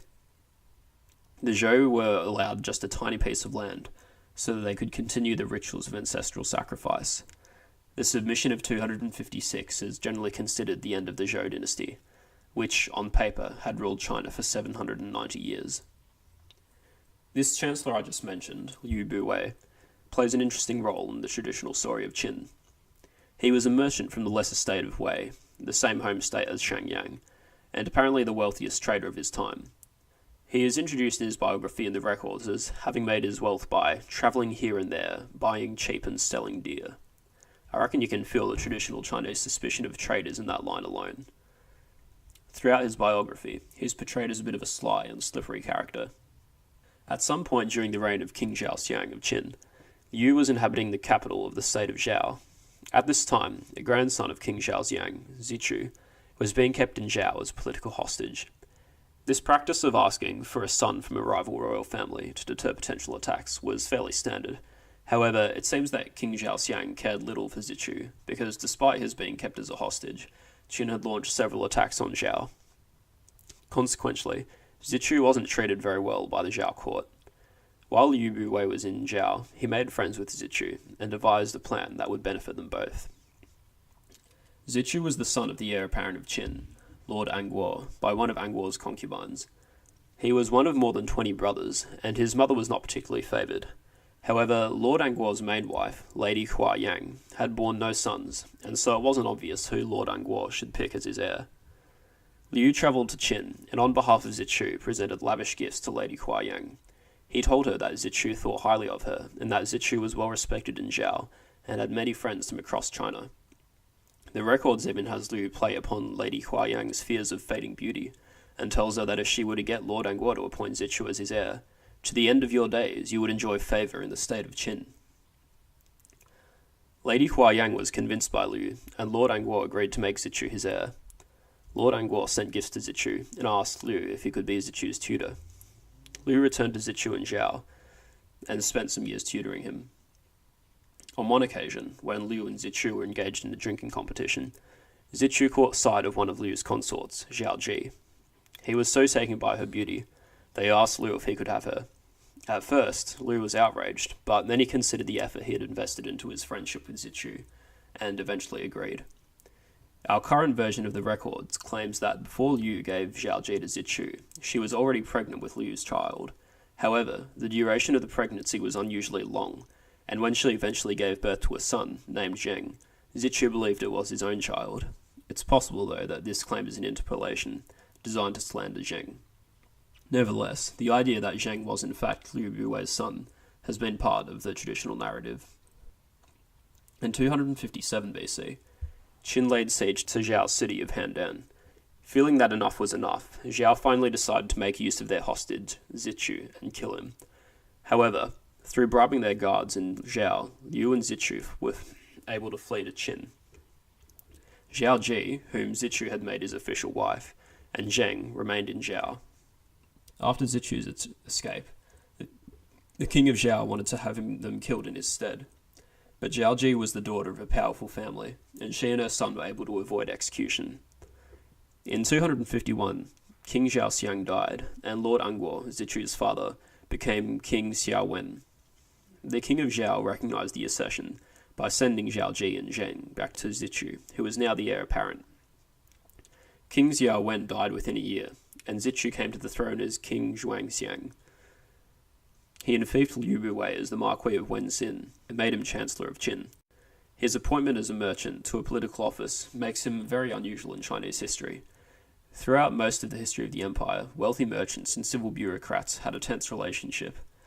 There was virtually no traditional philosophy which endorsed trade as an honourable lifestyle. Like many later-day Chinese merchants, Liu tried to raise his cultural credentials by patronising scholars. The records claim that he had 3,000 men who lived and ate at his expense, and put some of these to work on a sort of proto-encyclopedia, known in English as Liu's Spring and Autumn Annals. The record says that the encyclopedia, it was intended to embrace all the affairs of heaven, earth, and the 10,000 things, yesterday and today. The text was posted on the market gate of Xianyang, the Qin capital, with 1,000 pieces of gold suspended above it. An invitation to the wandering scholars and retainers of the various feudal lords informed them that the 1,000 gold would be awarded to anyone who could add or subtract a single character from it. The work drew elements from all of the competing philosophies of the time, and set forth a guide for how a universal monarch ought to reign. Historian Mark Edward Lewis sees in the creation of this supposedly completely comprehensive encyclopedia a desire to unify the disparate intellectual scene of the warring states, which foreshadowed the actual political unification of China. In 247 BC, a coalition of states brought Qin's series of victories to an end. Qin retreated back to the western side of the Yellow River. However, it wasn't the end of their dominance. Although coalitions against a single preeminent state had succeeded in decisively reducing its power before, such as the alliance against Qi in 284, it would have taken a much more sustained effort to truly bring an end to Qin. The reforms of Shangyang were paying Qin back not just militarily, but economically, and the development of the Sichuan was also a great boon. They were able to recover in a very short time. After defeating Qin, the coalition tore itself apart as the individual states followed their immediate self-interests rather than cooperating to finish the job on their greatest common threat. King Xiang died in 247 BC. Zheng came to the throne, just 13 years old at the time. Liu Buwei remained a chancellor, and apparently Zheng referred to him affectionately as uncle. In the first year of his reign, Qin faced an internal revolt, but it was quickly put down. Soon, her generals were once again seizing land from Han and Wei. In 241, the other states again banded together to attack Qin, but withdrew when Qin sent its armies against them. After King Xiang had died, Liu Buwei reinitiated an intimate relationship with Zhao Xiang's wife and Liu's former concubine, Zhao Ji. However, he became worried about how King Zheng would react if the affair was discovered. To extricate himself from Zhao Ji's embrace, he introduced her to a man named Lao Ai, who was known for being well endowed. Zhao Ji took to Lao Ai and plotted with Liu to have Lao undergo a mock castration so that he could serve her in her private chambers as a eunuch. Lao Ai enjoyed the favour of Zhao Ji, who used her influence as the king's mother to enrich Lao. He fathered 2 children by Zhao Ji, who were kept hidden. In 239, he was made Marquis of Changxin. In 238, the 9th year of King Zheng's reign, Zheng came of age. The nature of Zhao Ji's and Lao Ai's relationship came to light, and Zheng had Lao Ai executed, along with the 2 children and Lao Ai's 3 sets of relatives. That was the legal definition of family members who could be subject to collective punishment. In the records, the biography of Liu Buwei mentions only the affair as the reason for the execution, but the annals of the First Emperor say that Lao Ai was plotting a revolt, had assembled a private army, and was captured after fighting in the capital, Xianyang. Liu Buwei too was the subject of Zheng's anger for his role in setting up and concealing the illicit relationship. Zheng wanted to put him to death, but the eloquent scholars whom Liu had sponsored defended him, and convinced Zheng to be more lenient. The next year, Liu was exiled to his fief. Even in his exile, though, he maintained the gravitas and cultural credentials he had built for himself, and entertained guests from all over China. This made King Zheng suspicious, and he sent a letter to Liu condemning him. "What did you ever do for the state of Qin, that Qin shouldn't fief you in Henan with a revenue of 100,000 households? What relation are you to the ruler of Qin that you should be addressed as uncle? Be so good as to take your family and retinue, and move your residence to Shu." Fearing that he might yet face execution, Liu decided on a less painful end, and drank poison. Even King Zheng's mother did not escape his retribution. He sent her away from the capital to the province of Yong. However, he was later persuaded to allow her to return. A man named Li Si came to replace Liu as the dominant advisor to the king, although he was not made chancellor until some time later. Li hailed from the state of Chu, and studied under the Confucian philosopher Sun Kuang. Later, though, he'd be classified as a legalist. He came to Qin soon after King Zheng ascended the throne, and became one of those retainers of Liu Buwei. He moved to Qin because he saw that it was the most powerful of the warring states, and realised he'd have the best chance of a successful career in its employ. Early on, through his connection to Liu, Li Si was able to speak to King Zheng, and told him that if he wanted to unite China, now was his chance. In the past, when Duke Mu of Qin was hegemon, he never advanced east to annex the other 6 states. Why was this? Because at the time the other feudal rulers were still numerous, and the virtue of the Zhou dynasty had not yet waned. Therefore, the 5 hegemons arose one after the other, and each in turn paid homage to the Zhou royal house. But from the time of Duke Xiao of Qin on, The Zhou royal house sank into insignificance, and the feudal rulers annexed each other's land. Until east of the pass, there were only 6 states left. Qin, taking advantage of its victories, was able to command the other feudal lords for a period of 6 reigns. Now the feudal lords are so submissive to Qin that they are like so many provinces and districts. With the power that Qin possesses and your majesty is worth, it would be as easy to wipe out the feudal lords, found an imperial dynasty, and unite the whole world under one rule, as it would be to dust off the top of an oven. This is an opportunity that comes once in 10,000 ages. If one is lazy and fails to act quickly, the feudal lords will recover their strength and join in an alliance against Qin, and then, though one might be as worthy as the Yellow Emperor, he could never unite them. King Zheng made Li Si his aide, and Li Si helped him sabotage the other states by means of espionage. The records describes the strategy.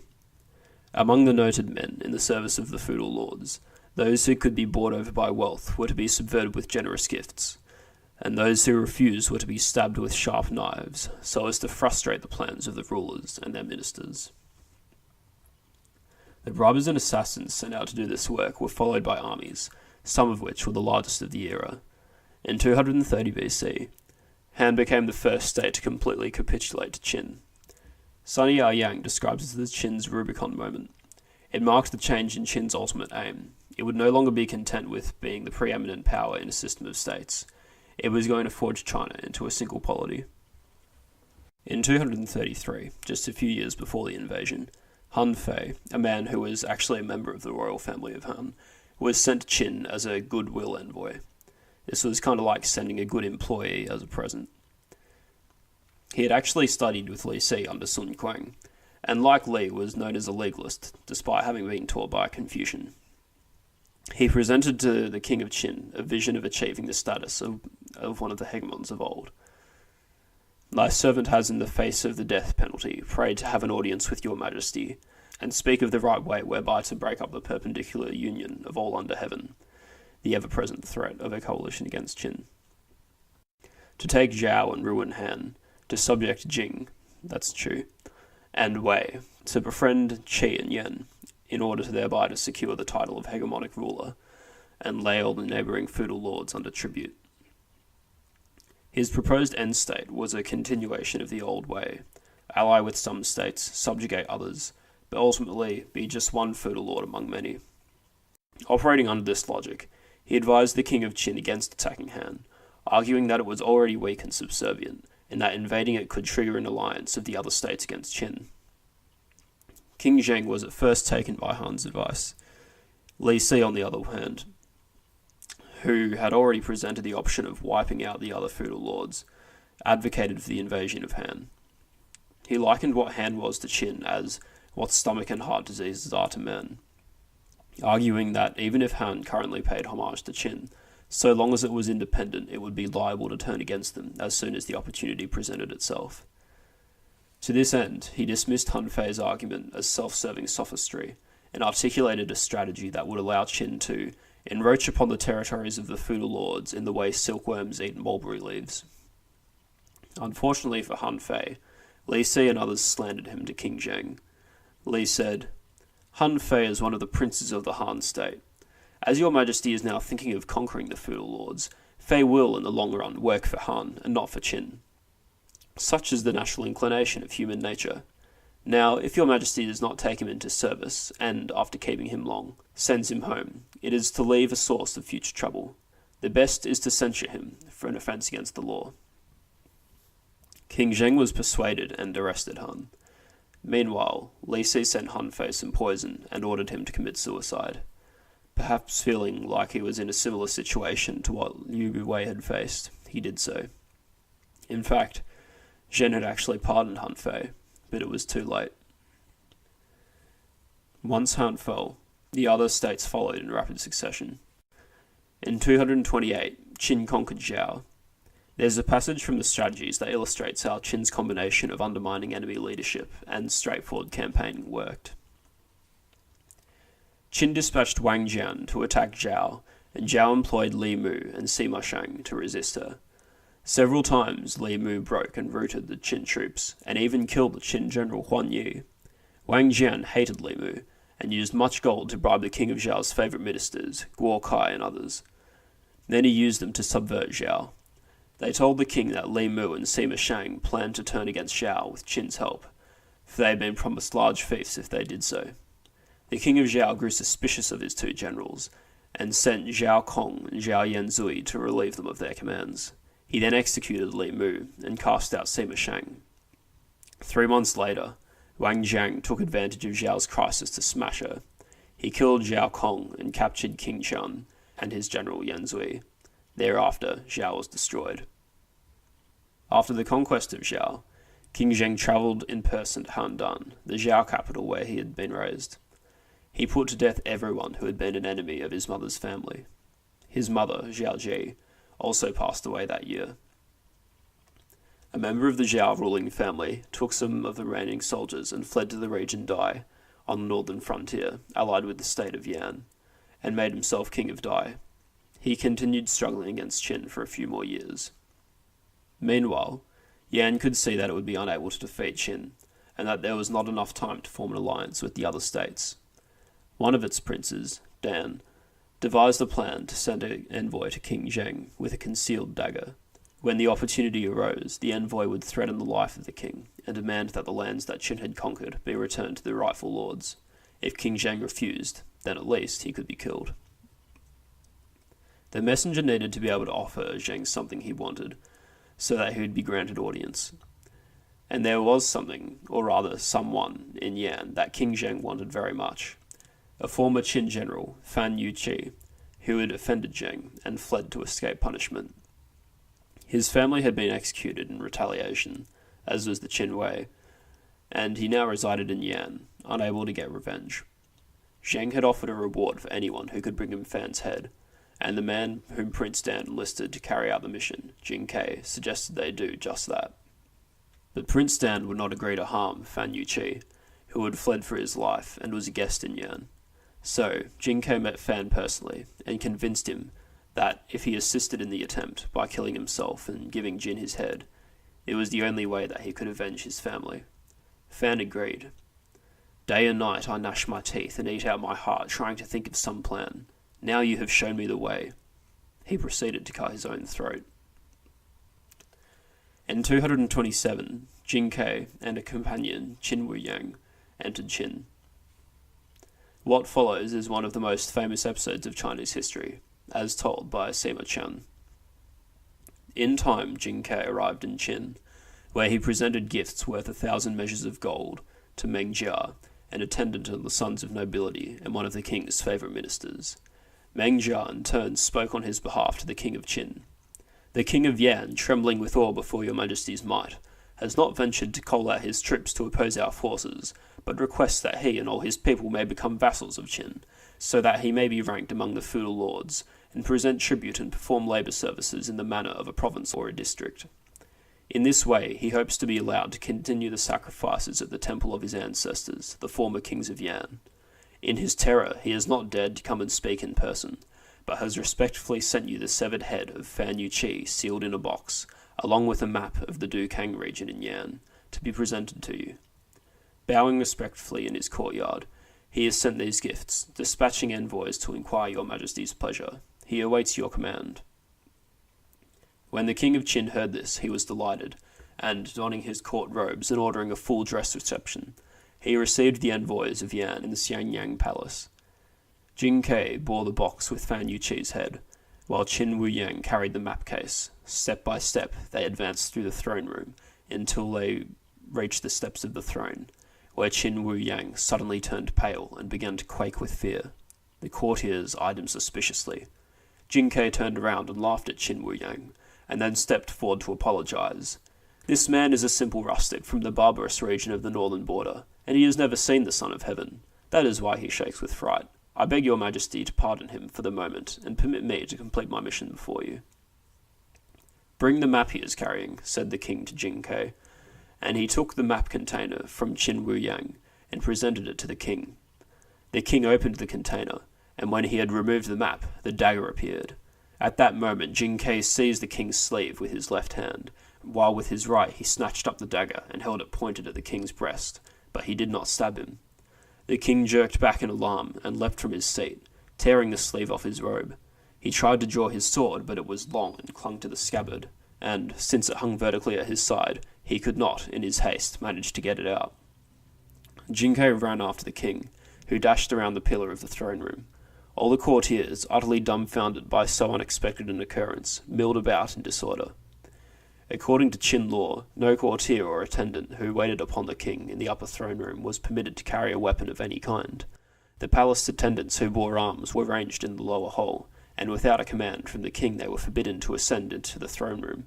In his panic, the king had no chance to give a command to the soldiers to appear, and thus Jinkei was able to pursue him.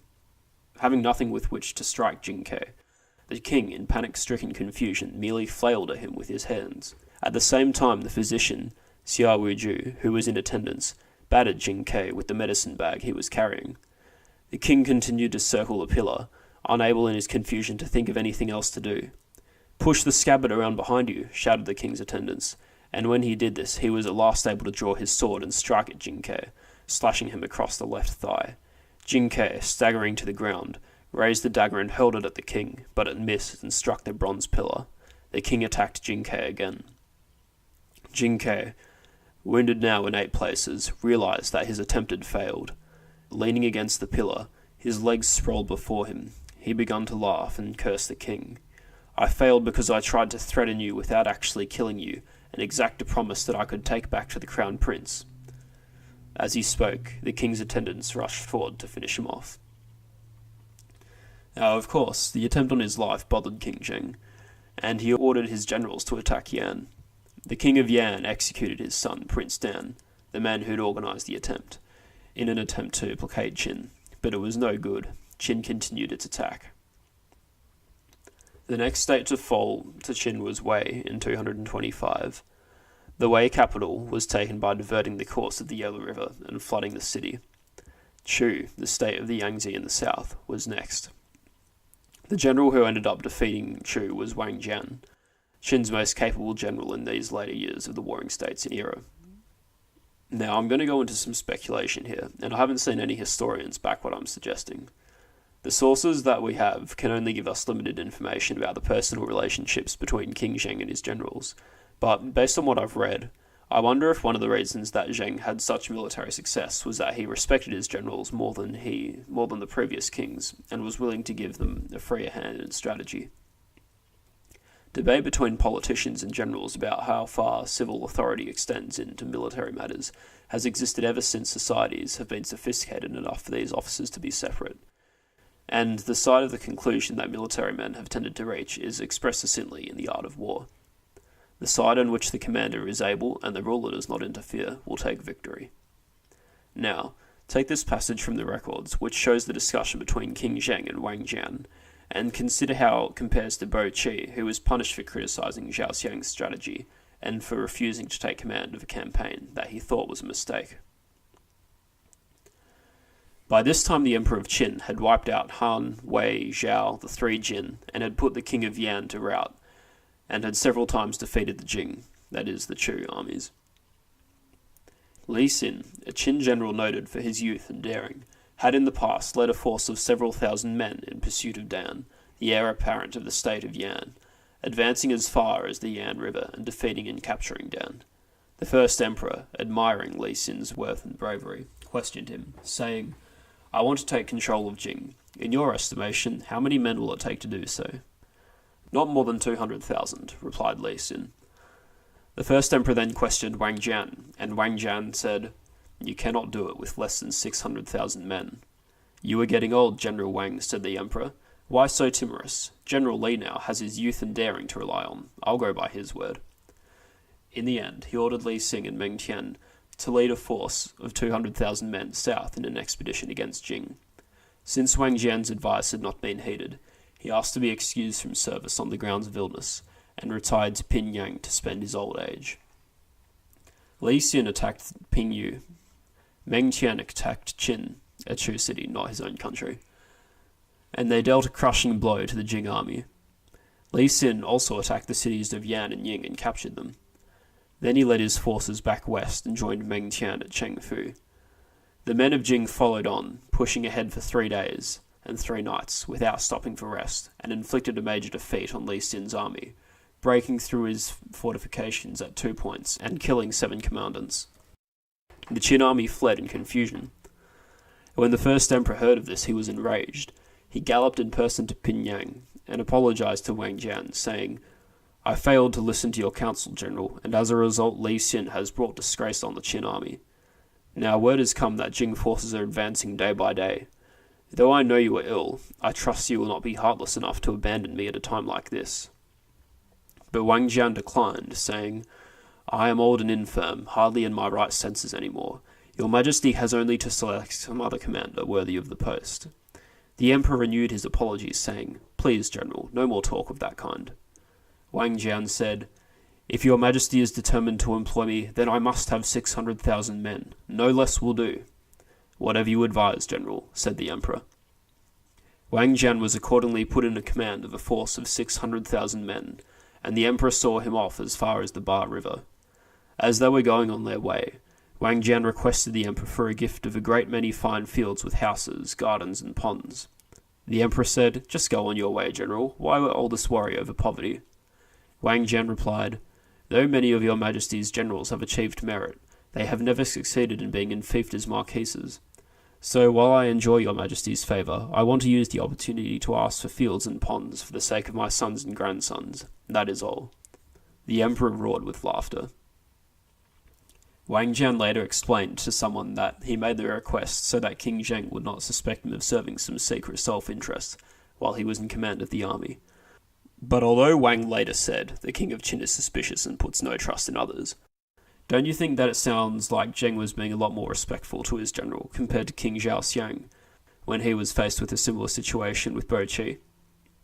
Instead of commanding Wang Jian to take command of the army, Zheng came to him with apologies, and instead of punishing Wang for making a wrong suggestion, he listened to his advice. Also, despite the failure of Li Xin's plan, it doesn't seem like he was severely punished, as he commanded later campaigns. Maybe this apparent deference was due to Zheng's age. He would have been in his early 30s at this time, so perhaps he was more inclined to leave the campaigns in the hands of the more experienced. But even if that's all there is to it, if Zheng was more willing to let his generals make strategic decisions, that could have been a contributing factor to his success. Now, it's not really a good argument to make, because it's based entirely on Sima Chen's account, and he did not witness these things firsthand. But at the least, it would be a bit out of character for him to twist his sources to make the first emperor look good. Also, just a small thing. I love how nonchalant Zheng's assent to Wang Jian's request for 600,000 men is, coming after Qin had just lost an army of 200,000. It's this sort of stuff that makes those numbers a bit unbelievable. It doesn't seem that Wang Jian got his fief in the end, and as the general pointed out, none of King Zheng's other commanders had been enfeoffed either. Perhaps this was due to the influence of Li Si, who, as we'll soon see, had one or two things to say about the old feudal system. After being put in command, Wang Jian defeated the Chu army, and the state fell in 223. In 221, Qin completed the conquest of Yaran and that splinter Zhao kingdom of Dai. Only one state stood against Qin, Qi, the state to the east. Rather than capitulating in a climactic final battle for the era, it seems that after Qin's initial attack, Qi submitted with a whimper. The strategies describes the final action of King Jian of Qi.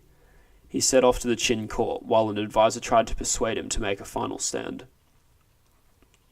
King Jian of Qi was on his way to the Qin court when Yongmen Sima came forward and asked, "The force which raises a king to the throne, is it his state or is it the king himself?" "The state." "If that is so, how can your Majesty abandon his state and go to Qin?" The King of Qi brought his carriage about and returned home. When the Daifu of Jimo heard of Yongmen Sima's admonition, and the fact that it was heeded, he believed there was still a chance to plan strategy. Having obtained an audience with the King of Qi, he said, "Qi is still a country of several thousand li square, which boasts tens of thousands of armoured troops. All the officers of the 3 Jin are against Qin, and several hundred of them are staying near your cities of Ah and Yan. Bring them together, give them your tens of thousands of troops to command, and send them to recover the former territories of the 3 Jin. In this manner, the passes of Lin Jin may be used to penetrate Qin. There are also officers from Chu's capital who do not want to serve Qin, and several hundred of them have gone south of our walls.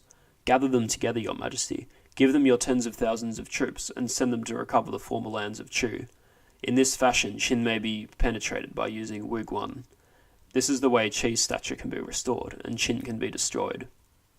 To yield your prerogative to face south and rule, in order to face west and surrender to Qin, should, I feel, be repugnant to your majesty. The king of Qi paid him no heed, but Qin sent Chen Shi to entice the king of Qi into Qin, by promising him a demesne of 500 li.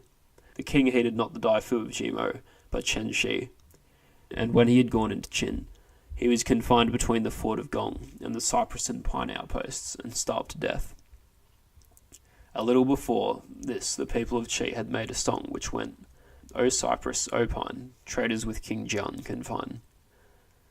And though this passage portrays King Jian as a traitor to the state of Qi, I wonder if he was really a traitor to the people. Warring States China was one of the most intense arenas of sustained conflict in the ancient world. Sunny Yaran compares the situations of China during the Warring States and the Mediterranean during the conquests of Rome, from the Punic Wars to the founding of the empire. While Rome went to war with more frequency than any single Chinese warring state, China was a region of several states that could have matched the Roman Republic in their military capabilities. There was always fighting going on somewhere, even if not every state was involved. After defeating Carthage, Rome faced no enemy that could pose a legitimate threat to its heartland until the barbarian invasions. More often than not, the Chinese states were jostling with others who could strike at their core if one battle went the wrong way, or with opponents who, if they were not capable on their own, could form a coalition that could peel back the gains of decades of conquest. Under such violent circumstances, perhaps King Jian's decision to surrender was more out of a desire to bring a relatively bloodless end to an era that had taken the lives of hundreds of thousands than out of a desire for the demesne that had been promised. There's a passage in that book which was compiled by Liu Bui's Spring and Autumn Annals, which compares his own time to the reigns of 7 legendarily evil rulers, and I'd like to quote it here as a sort of addendum to give an idea of what it might have been like to live through these times. These 7 rulers surpassed all other men in acting without the Tao and in being immoral. The innocent people they slaughtered and murdered were so numerous they cannot be counted even by the tens of thousands. The corpses of the strong and feeble, the old and young, and the miscarried and stillborn, filled the flat plains and dammed up the deep gorges and great valleys. Those who drowned in large floods or huge conflagrations filled ditches and ravines. Yet others faced flying arrows or walked on bare blades, and to these we should add the sufferings of those who froze or starved. Thus do we come to our own age, wherein even these excesses are far surpassed. Exposed skeletons, too numerous to count, form a mound as massive as a mountain.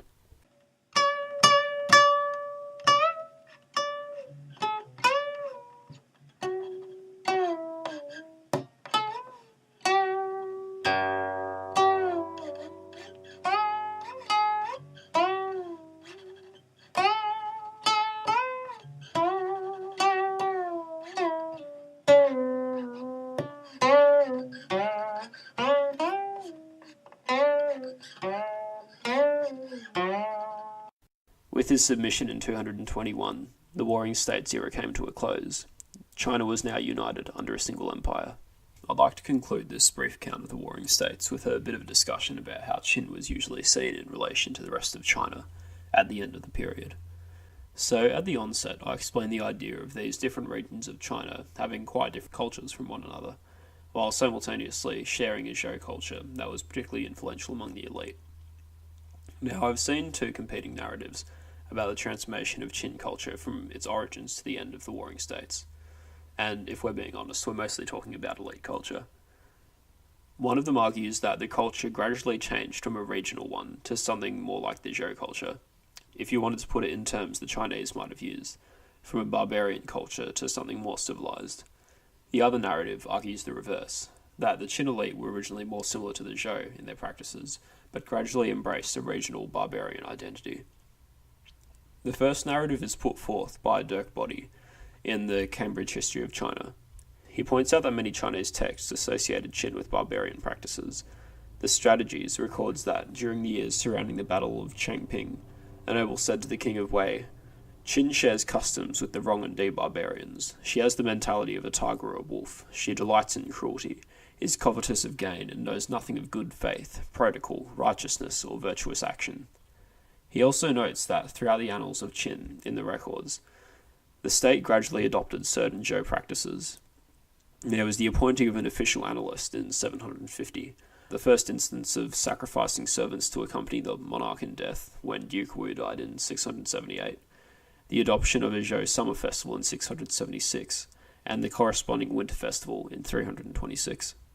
This, Boddy argues, indicates that the Qin elite, at least, were making an effort to identify themselves with the Zhou culture that was shared by the elite of other states.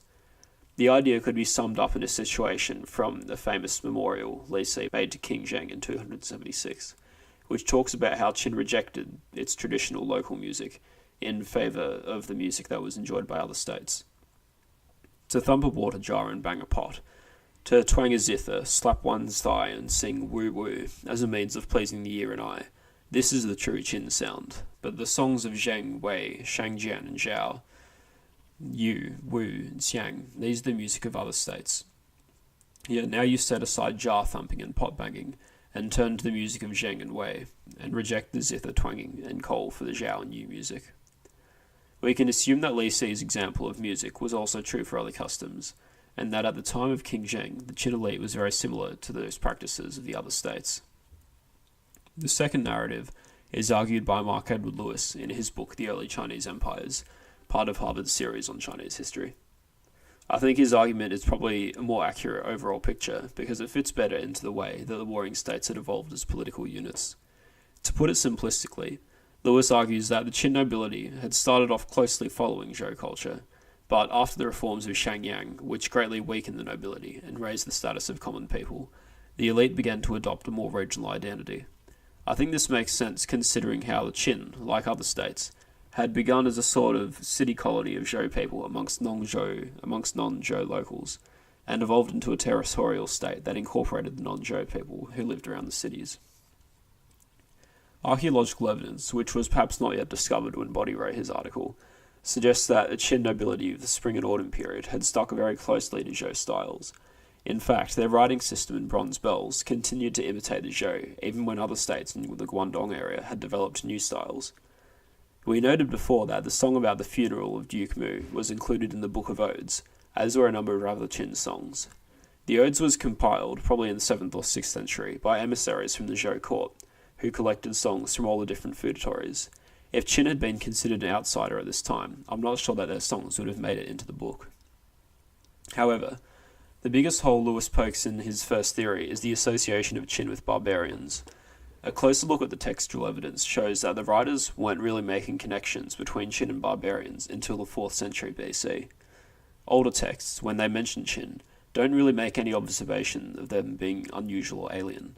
One slightly amusing instance where we can see this dynamic being played out is in the Spring and Autumn Annals, composed in the 5th century BC, and a commentary on it which dates from the late 4th or early 3rd century. Just for some context, the Annals was a not very descriptive record of the reigns of the kings of Lu, but in later times Confucians believed that it had been written or edited by Confucius himself, and the commentaries they wrote tried to decipher meanings and judgments from its sparse text. So, the Annals notes that in the 5th year of King Zhao of Lu, 537 BC, the Earl of Qin died. Pretty straightforward, right? Not according to the Gong Yang commentary, which says, when the ruler of Qin died, the Annals did not record his name. Why is this? Because Qin are barbarians.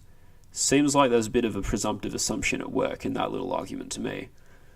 Anyway, the example serves to illustrate how earlier texts did not usually make a connection between Qin and barbarians, while later ones did. The issue of human sacrifice also serves to show a bit of ignorance or possibly dishonesty contained in some of these commentaries. There's war commentary, which dates from the 4th century, criticises that instance of human sacrifice when Duke Mu died as uncivilized, which seems to imply that it was unique to Qin. It was right that Mu of Qin should not be master of covenants, leader of the states. In his death he threw away the lives of his people. When the ancient kings left the world, they left behind them a good example. Would they have ever snatched away from it its good men? But in reality, the Qin had adopted the funerary human sacrifice from the central, more civilized areas of China, not the barbarians. In fact, in 384 BC, Duke Xian of Qin was the first Chinese ruler to ban the practice, thereby raising the same civilizational bar that the Zhuo was holding Duke Mu up to. So, while Qin was considered part of Zhou culture at the beginning, and even helped to raise the Zhou standard, in latter ages it was accused of being an outsider. But it wasn't only the central Chinese that were starting to view Qin as distinct from other Chinese states. People within Qin itself were starting to draw lines between themselves and others. In the Book of Lord Shang, for example, Shang Yang recommends that Qin encourage peasants from other states to come to Qin in order to boost the economy. But he insists that they should cause the old population of Qin to serve as soldiers and the new people to provide fodder and food. This could merely have been to encourage immigration. It would be nice for a newcomer to know that he could busy himself in farming and not have to worry about being called up for military service. However, it could also suggest a belief that Qin people made better soldiers, and if you remember at the time of Shang Yang, achievement in the army was made virtually the only way of advancing in society. So by making this distinction, they would effectively be preventing immigrants from achieving any high social status. I should say that from what I know, this recommendation was not followed in the long term. Another more concrete example comes from the context of that Li Si speech on music I quoted just now.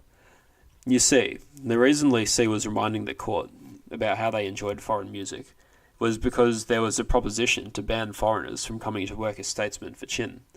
This proposition was informed by the assumption that foreigners would work in the interests of their native states, but not Qin, and Lewis argues that it's evidence of a sense of a distinct and natural national loyalty. Li Si, himself being a foreigner, successfully argued against the proposal, saying that if Qin went ahead with the ban, it would be cutting itself off from many talented people who wished to serve it, and would have to instead serve its enemies. He pointed out that Shang Yang and Fan Zhu had served Qin well despite being foreigners. Lewis points out that when Li was trying to convince King Zheng to arrest Han Fei, he actually used what sounds like the opposite argument. Han Fei was of Han and therefore could not be trusted. The implication in Lewis is that Li Si was unprincipled, using whatever arguments achieved the ends that served him. However, remember that Han Fei was not just a man from Han, but actually a member of the royal family. It could be that Li Si did not believe a statesman's ties to his home country would compromise his loyalty to Qin, but that his ties to his family might.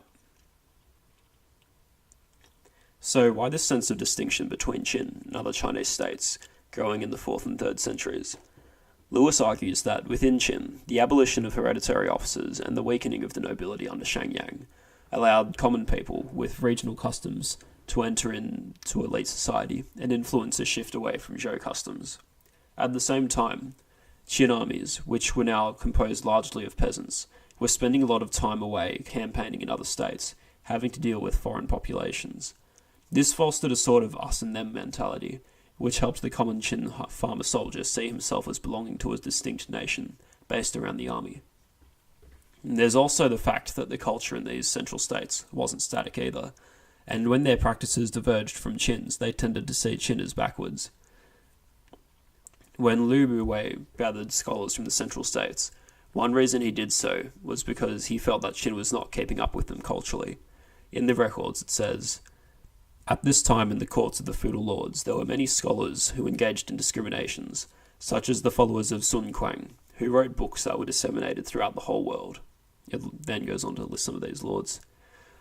All of them treated scholars with deference and delighted in entertaining guests who would test each other's abilities. Liu Buwei was ashamed that Qin, for all its power, was not the equal of the other states in this. Therefore, he too recruited scholars, treating them generously so that his retainers came to number 3,000.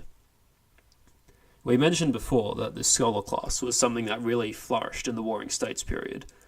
The courts of the early kings of Zhou were not filled with literati who were lecturing them about the early kings of Zhou. If the lack of scholars meant that Qin was less civilized, it was not because they had originated from barbarians rather than Zhou, but because the states of central China had developed a culture which was a new standard. These shifts, both inside and outside of Qin, would have contributed to the change of perception of Qin. But there was also the fact that Qin was becoming increasingly powerful, and a serious threat to the other states. Qin was starting to be seen not just as a rival state, but as an enemy of the whole of China. That noble who warned the King of Wei that the Qin were barbarous went on to say that, unless Qin is exhausted, she will never rest until she has done away with every ruler in the empire and has every citizen within the 4 seas as her subject. Given this sense of danger, it makes sense that the central states started to see Qin as something culturally distinct from themselves. Now, I said that I found the second narrative more persuasive, but it doesn't mean the first is completely wrong. As far as I know, the evidence from the records that body uses hasn't been discredited by anyone. People like Li Si, the intellectuals who worked in foreign courts, were a real exception to the prevailing trend of stronger boundaries. And like Li Si pointed out about Qin's music, there were certainly a lot of commonalities between Qin's culture and the cultures of other states.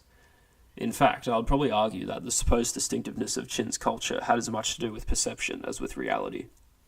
There's a chapter of the records where Sima Chen writes his reflections of the Qin State and Empire, and there's a bit of it that I feel like belongs here, although it's not really a conclusion of any argument. Sima writes, "When as grand historian I read the annals of Qin, I come to the time when the Dog Rong defeated King Yo, the Zhou dynasty moved its capital east to Luoyang, and Duke Xiang of Qin was enfeoffed as one of the feudal lords. He established the altar of the west, using it to sacrifice to the Lord on high. Here one can see the beginnings of the usurpation, for the Book of Rites says, 'The Son of Heaven sacrifices to heaven and earth, the feudal lords sacrifice to the famous mountains and major rivers within their domains.' Qin's customs were mixed with those of the Rongwundi barbarians. It put violence and cruelty first and benevolence and righteousness last. And though it occupied the position of a vassal state, it carried out suburban sacrifices in the manner of the Son of Heaven. It is enough to fill a gentleman with fear." What we see here is a sort of combination of two ideas. On one hand, Qin is dangerous because of its perceived outsider status, the influence of the Rongwundi. But on the other hand, it embraces a Zhou ritual, the suburban sacrifice, or the sacrifice to heaven. But it does so in an improper manner, so it seems more like a challenge from within the culture rather than from outside it. I'm not too sure what conclusions to draw from that, and maybe I only quoted it because I like the idea of this gentleman historian trembling with terror as he reads how a particular ritual was performed by a ruler living 600 years away from his own time.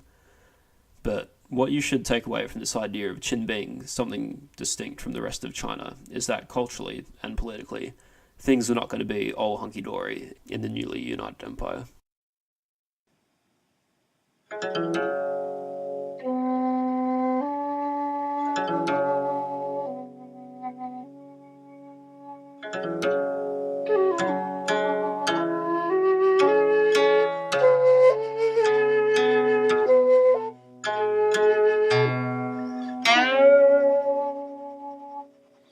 So that's the end of this first episode of All Under Heaven. I'm hoping to put the second episode out in a week or so. The script's all written up, it's just yet to record. I'm not sure how long it'll take to do the episodes on the Han Dynasty though. So keep an eye out for them if you've enjoyed this. And if you've liked it, I'd appreciate reviews, things like that. All the usual stuff. I should make some disclaimers and apologies. So, first of all, I am not an expert in Chinese history at all. I'm not an academic. I've got a major in history, but that's about it. And second of all, I don't speak any Chinese, and my pronunciation has probably been far from accurate and even inconsistent. So, I've got to apologise for that. And I'd like to thank Professor Shui Shen Yu of the Northeastern University, who kindly let me use his music from the album The Vibrant Rhythm of Ancient Heroes throughout the podcast. I haven't sorted out my social media situation yet, but in the meantime, if you're interested in contacting me, you can reach me at offspin-history@tutanota.com. So that's tutanota.com.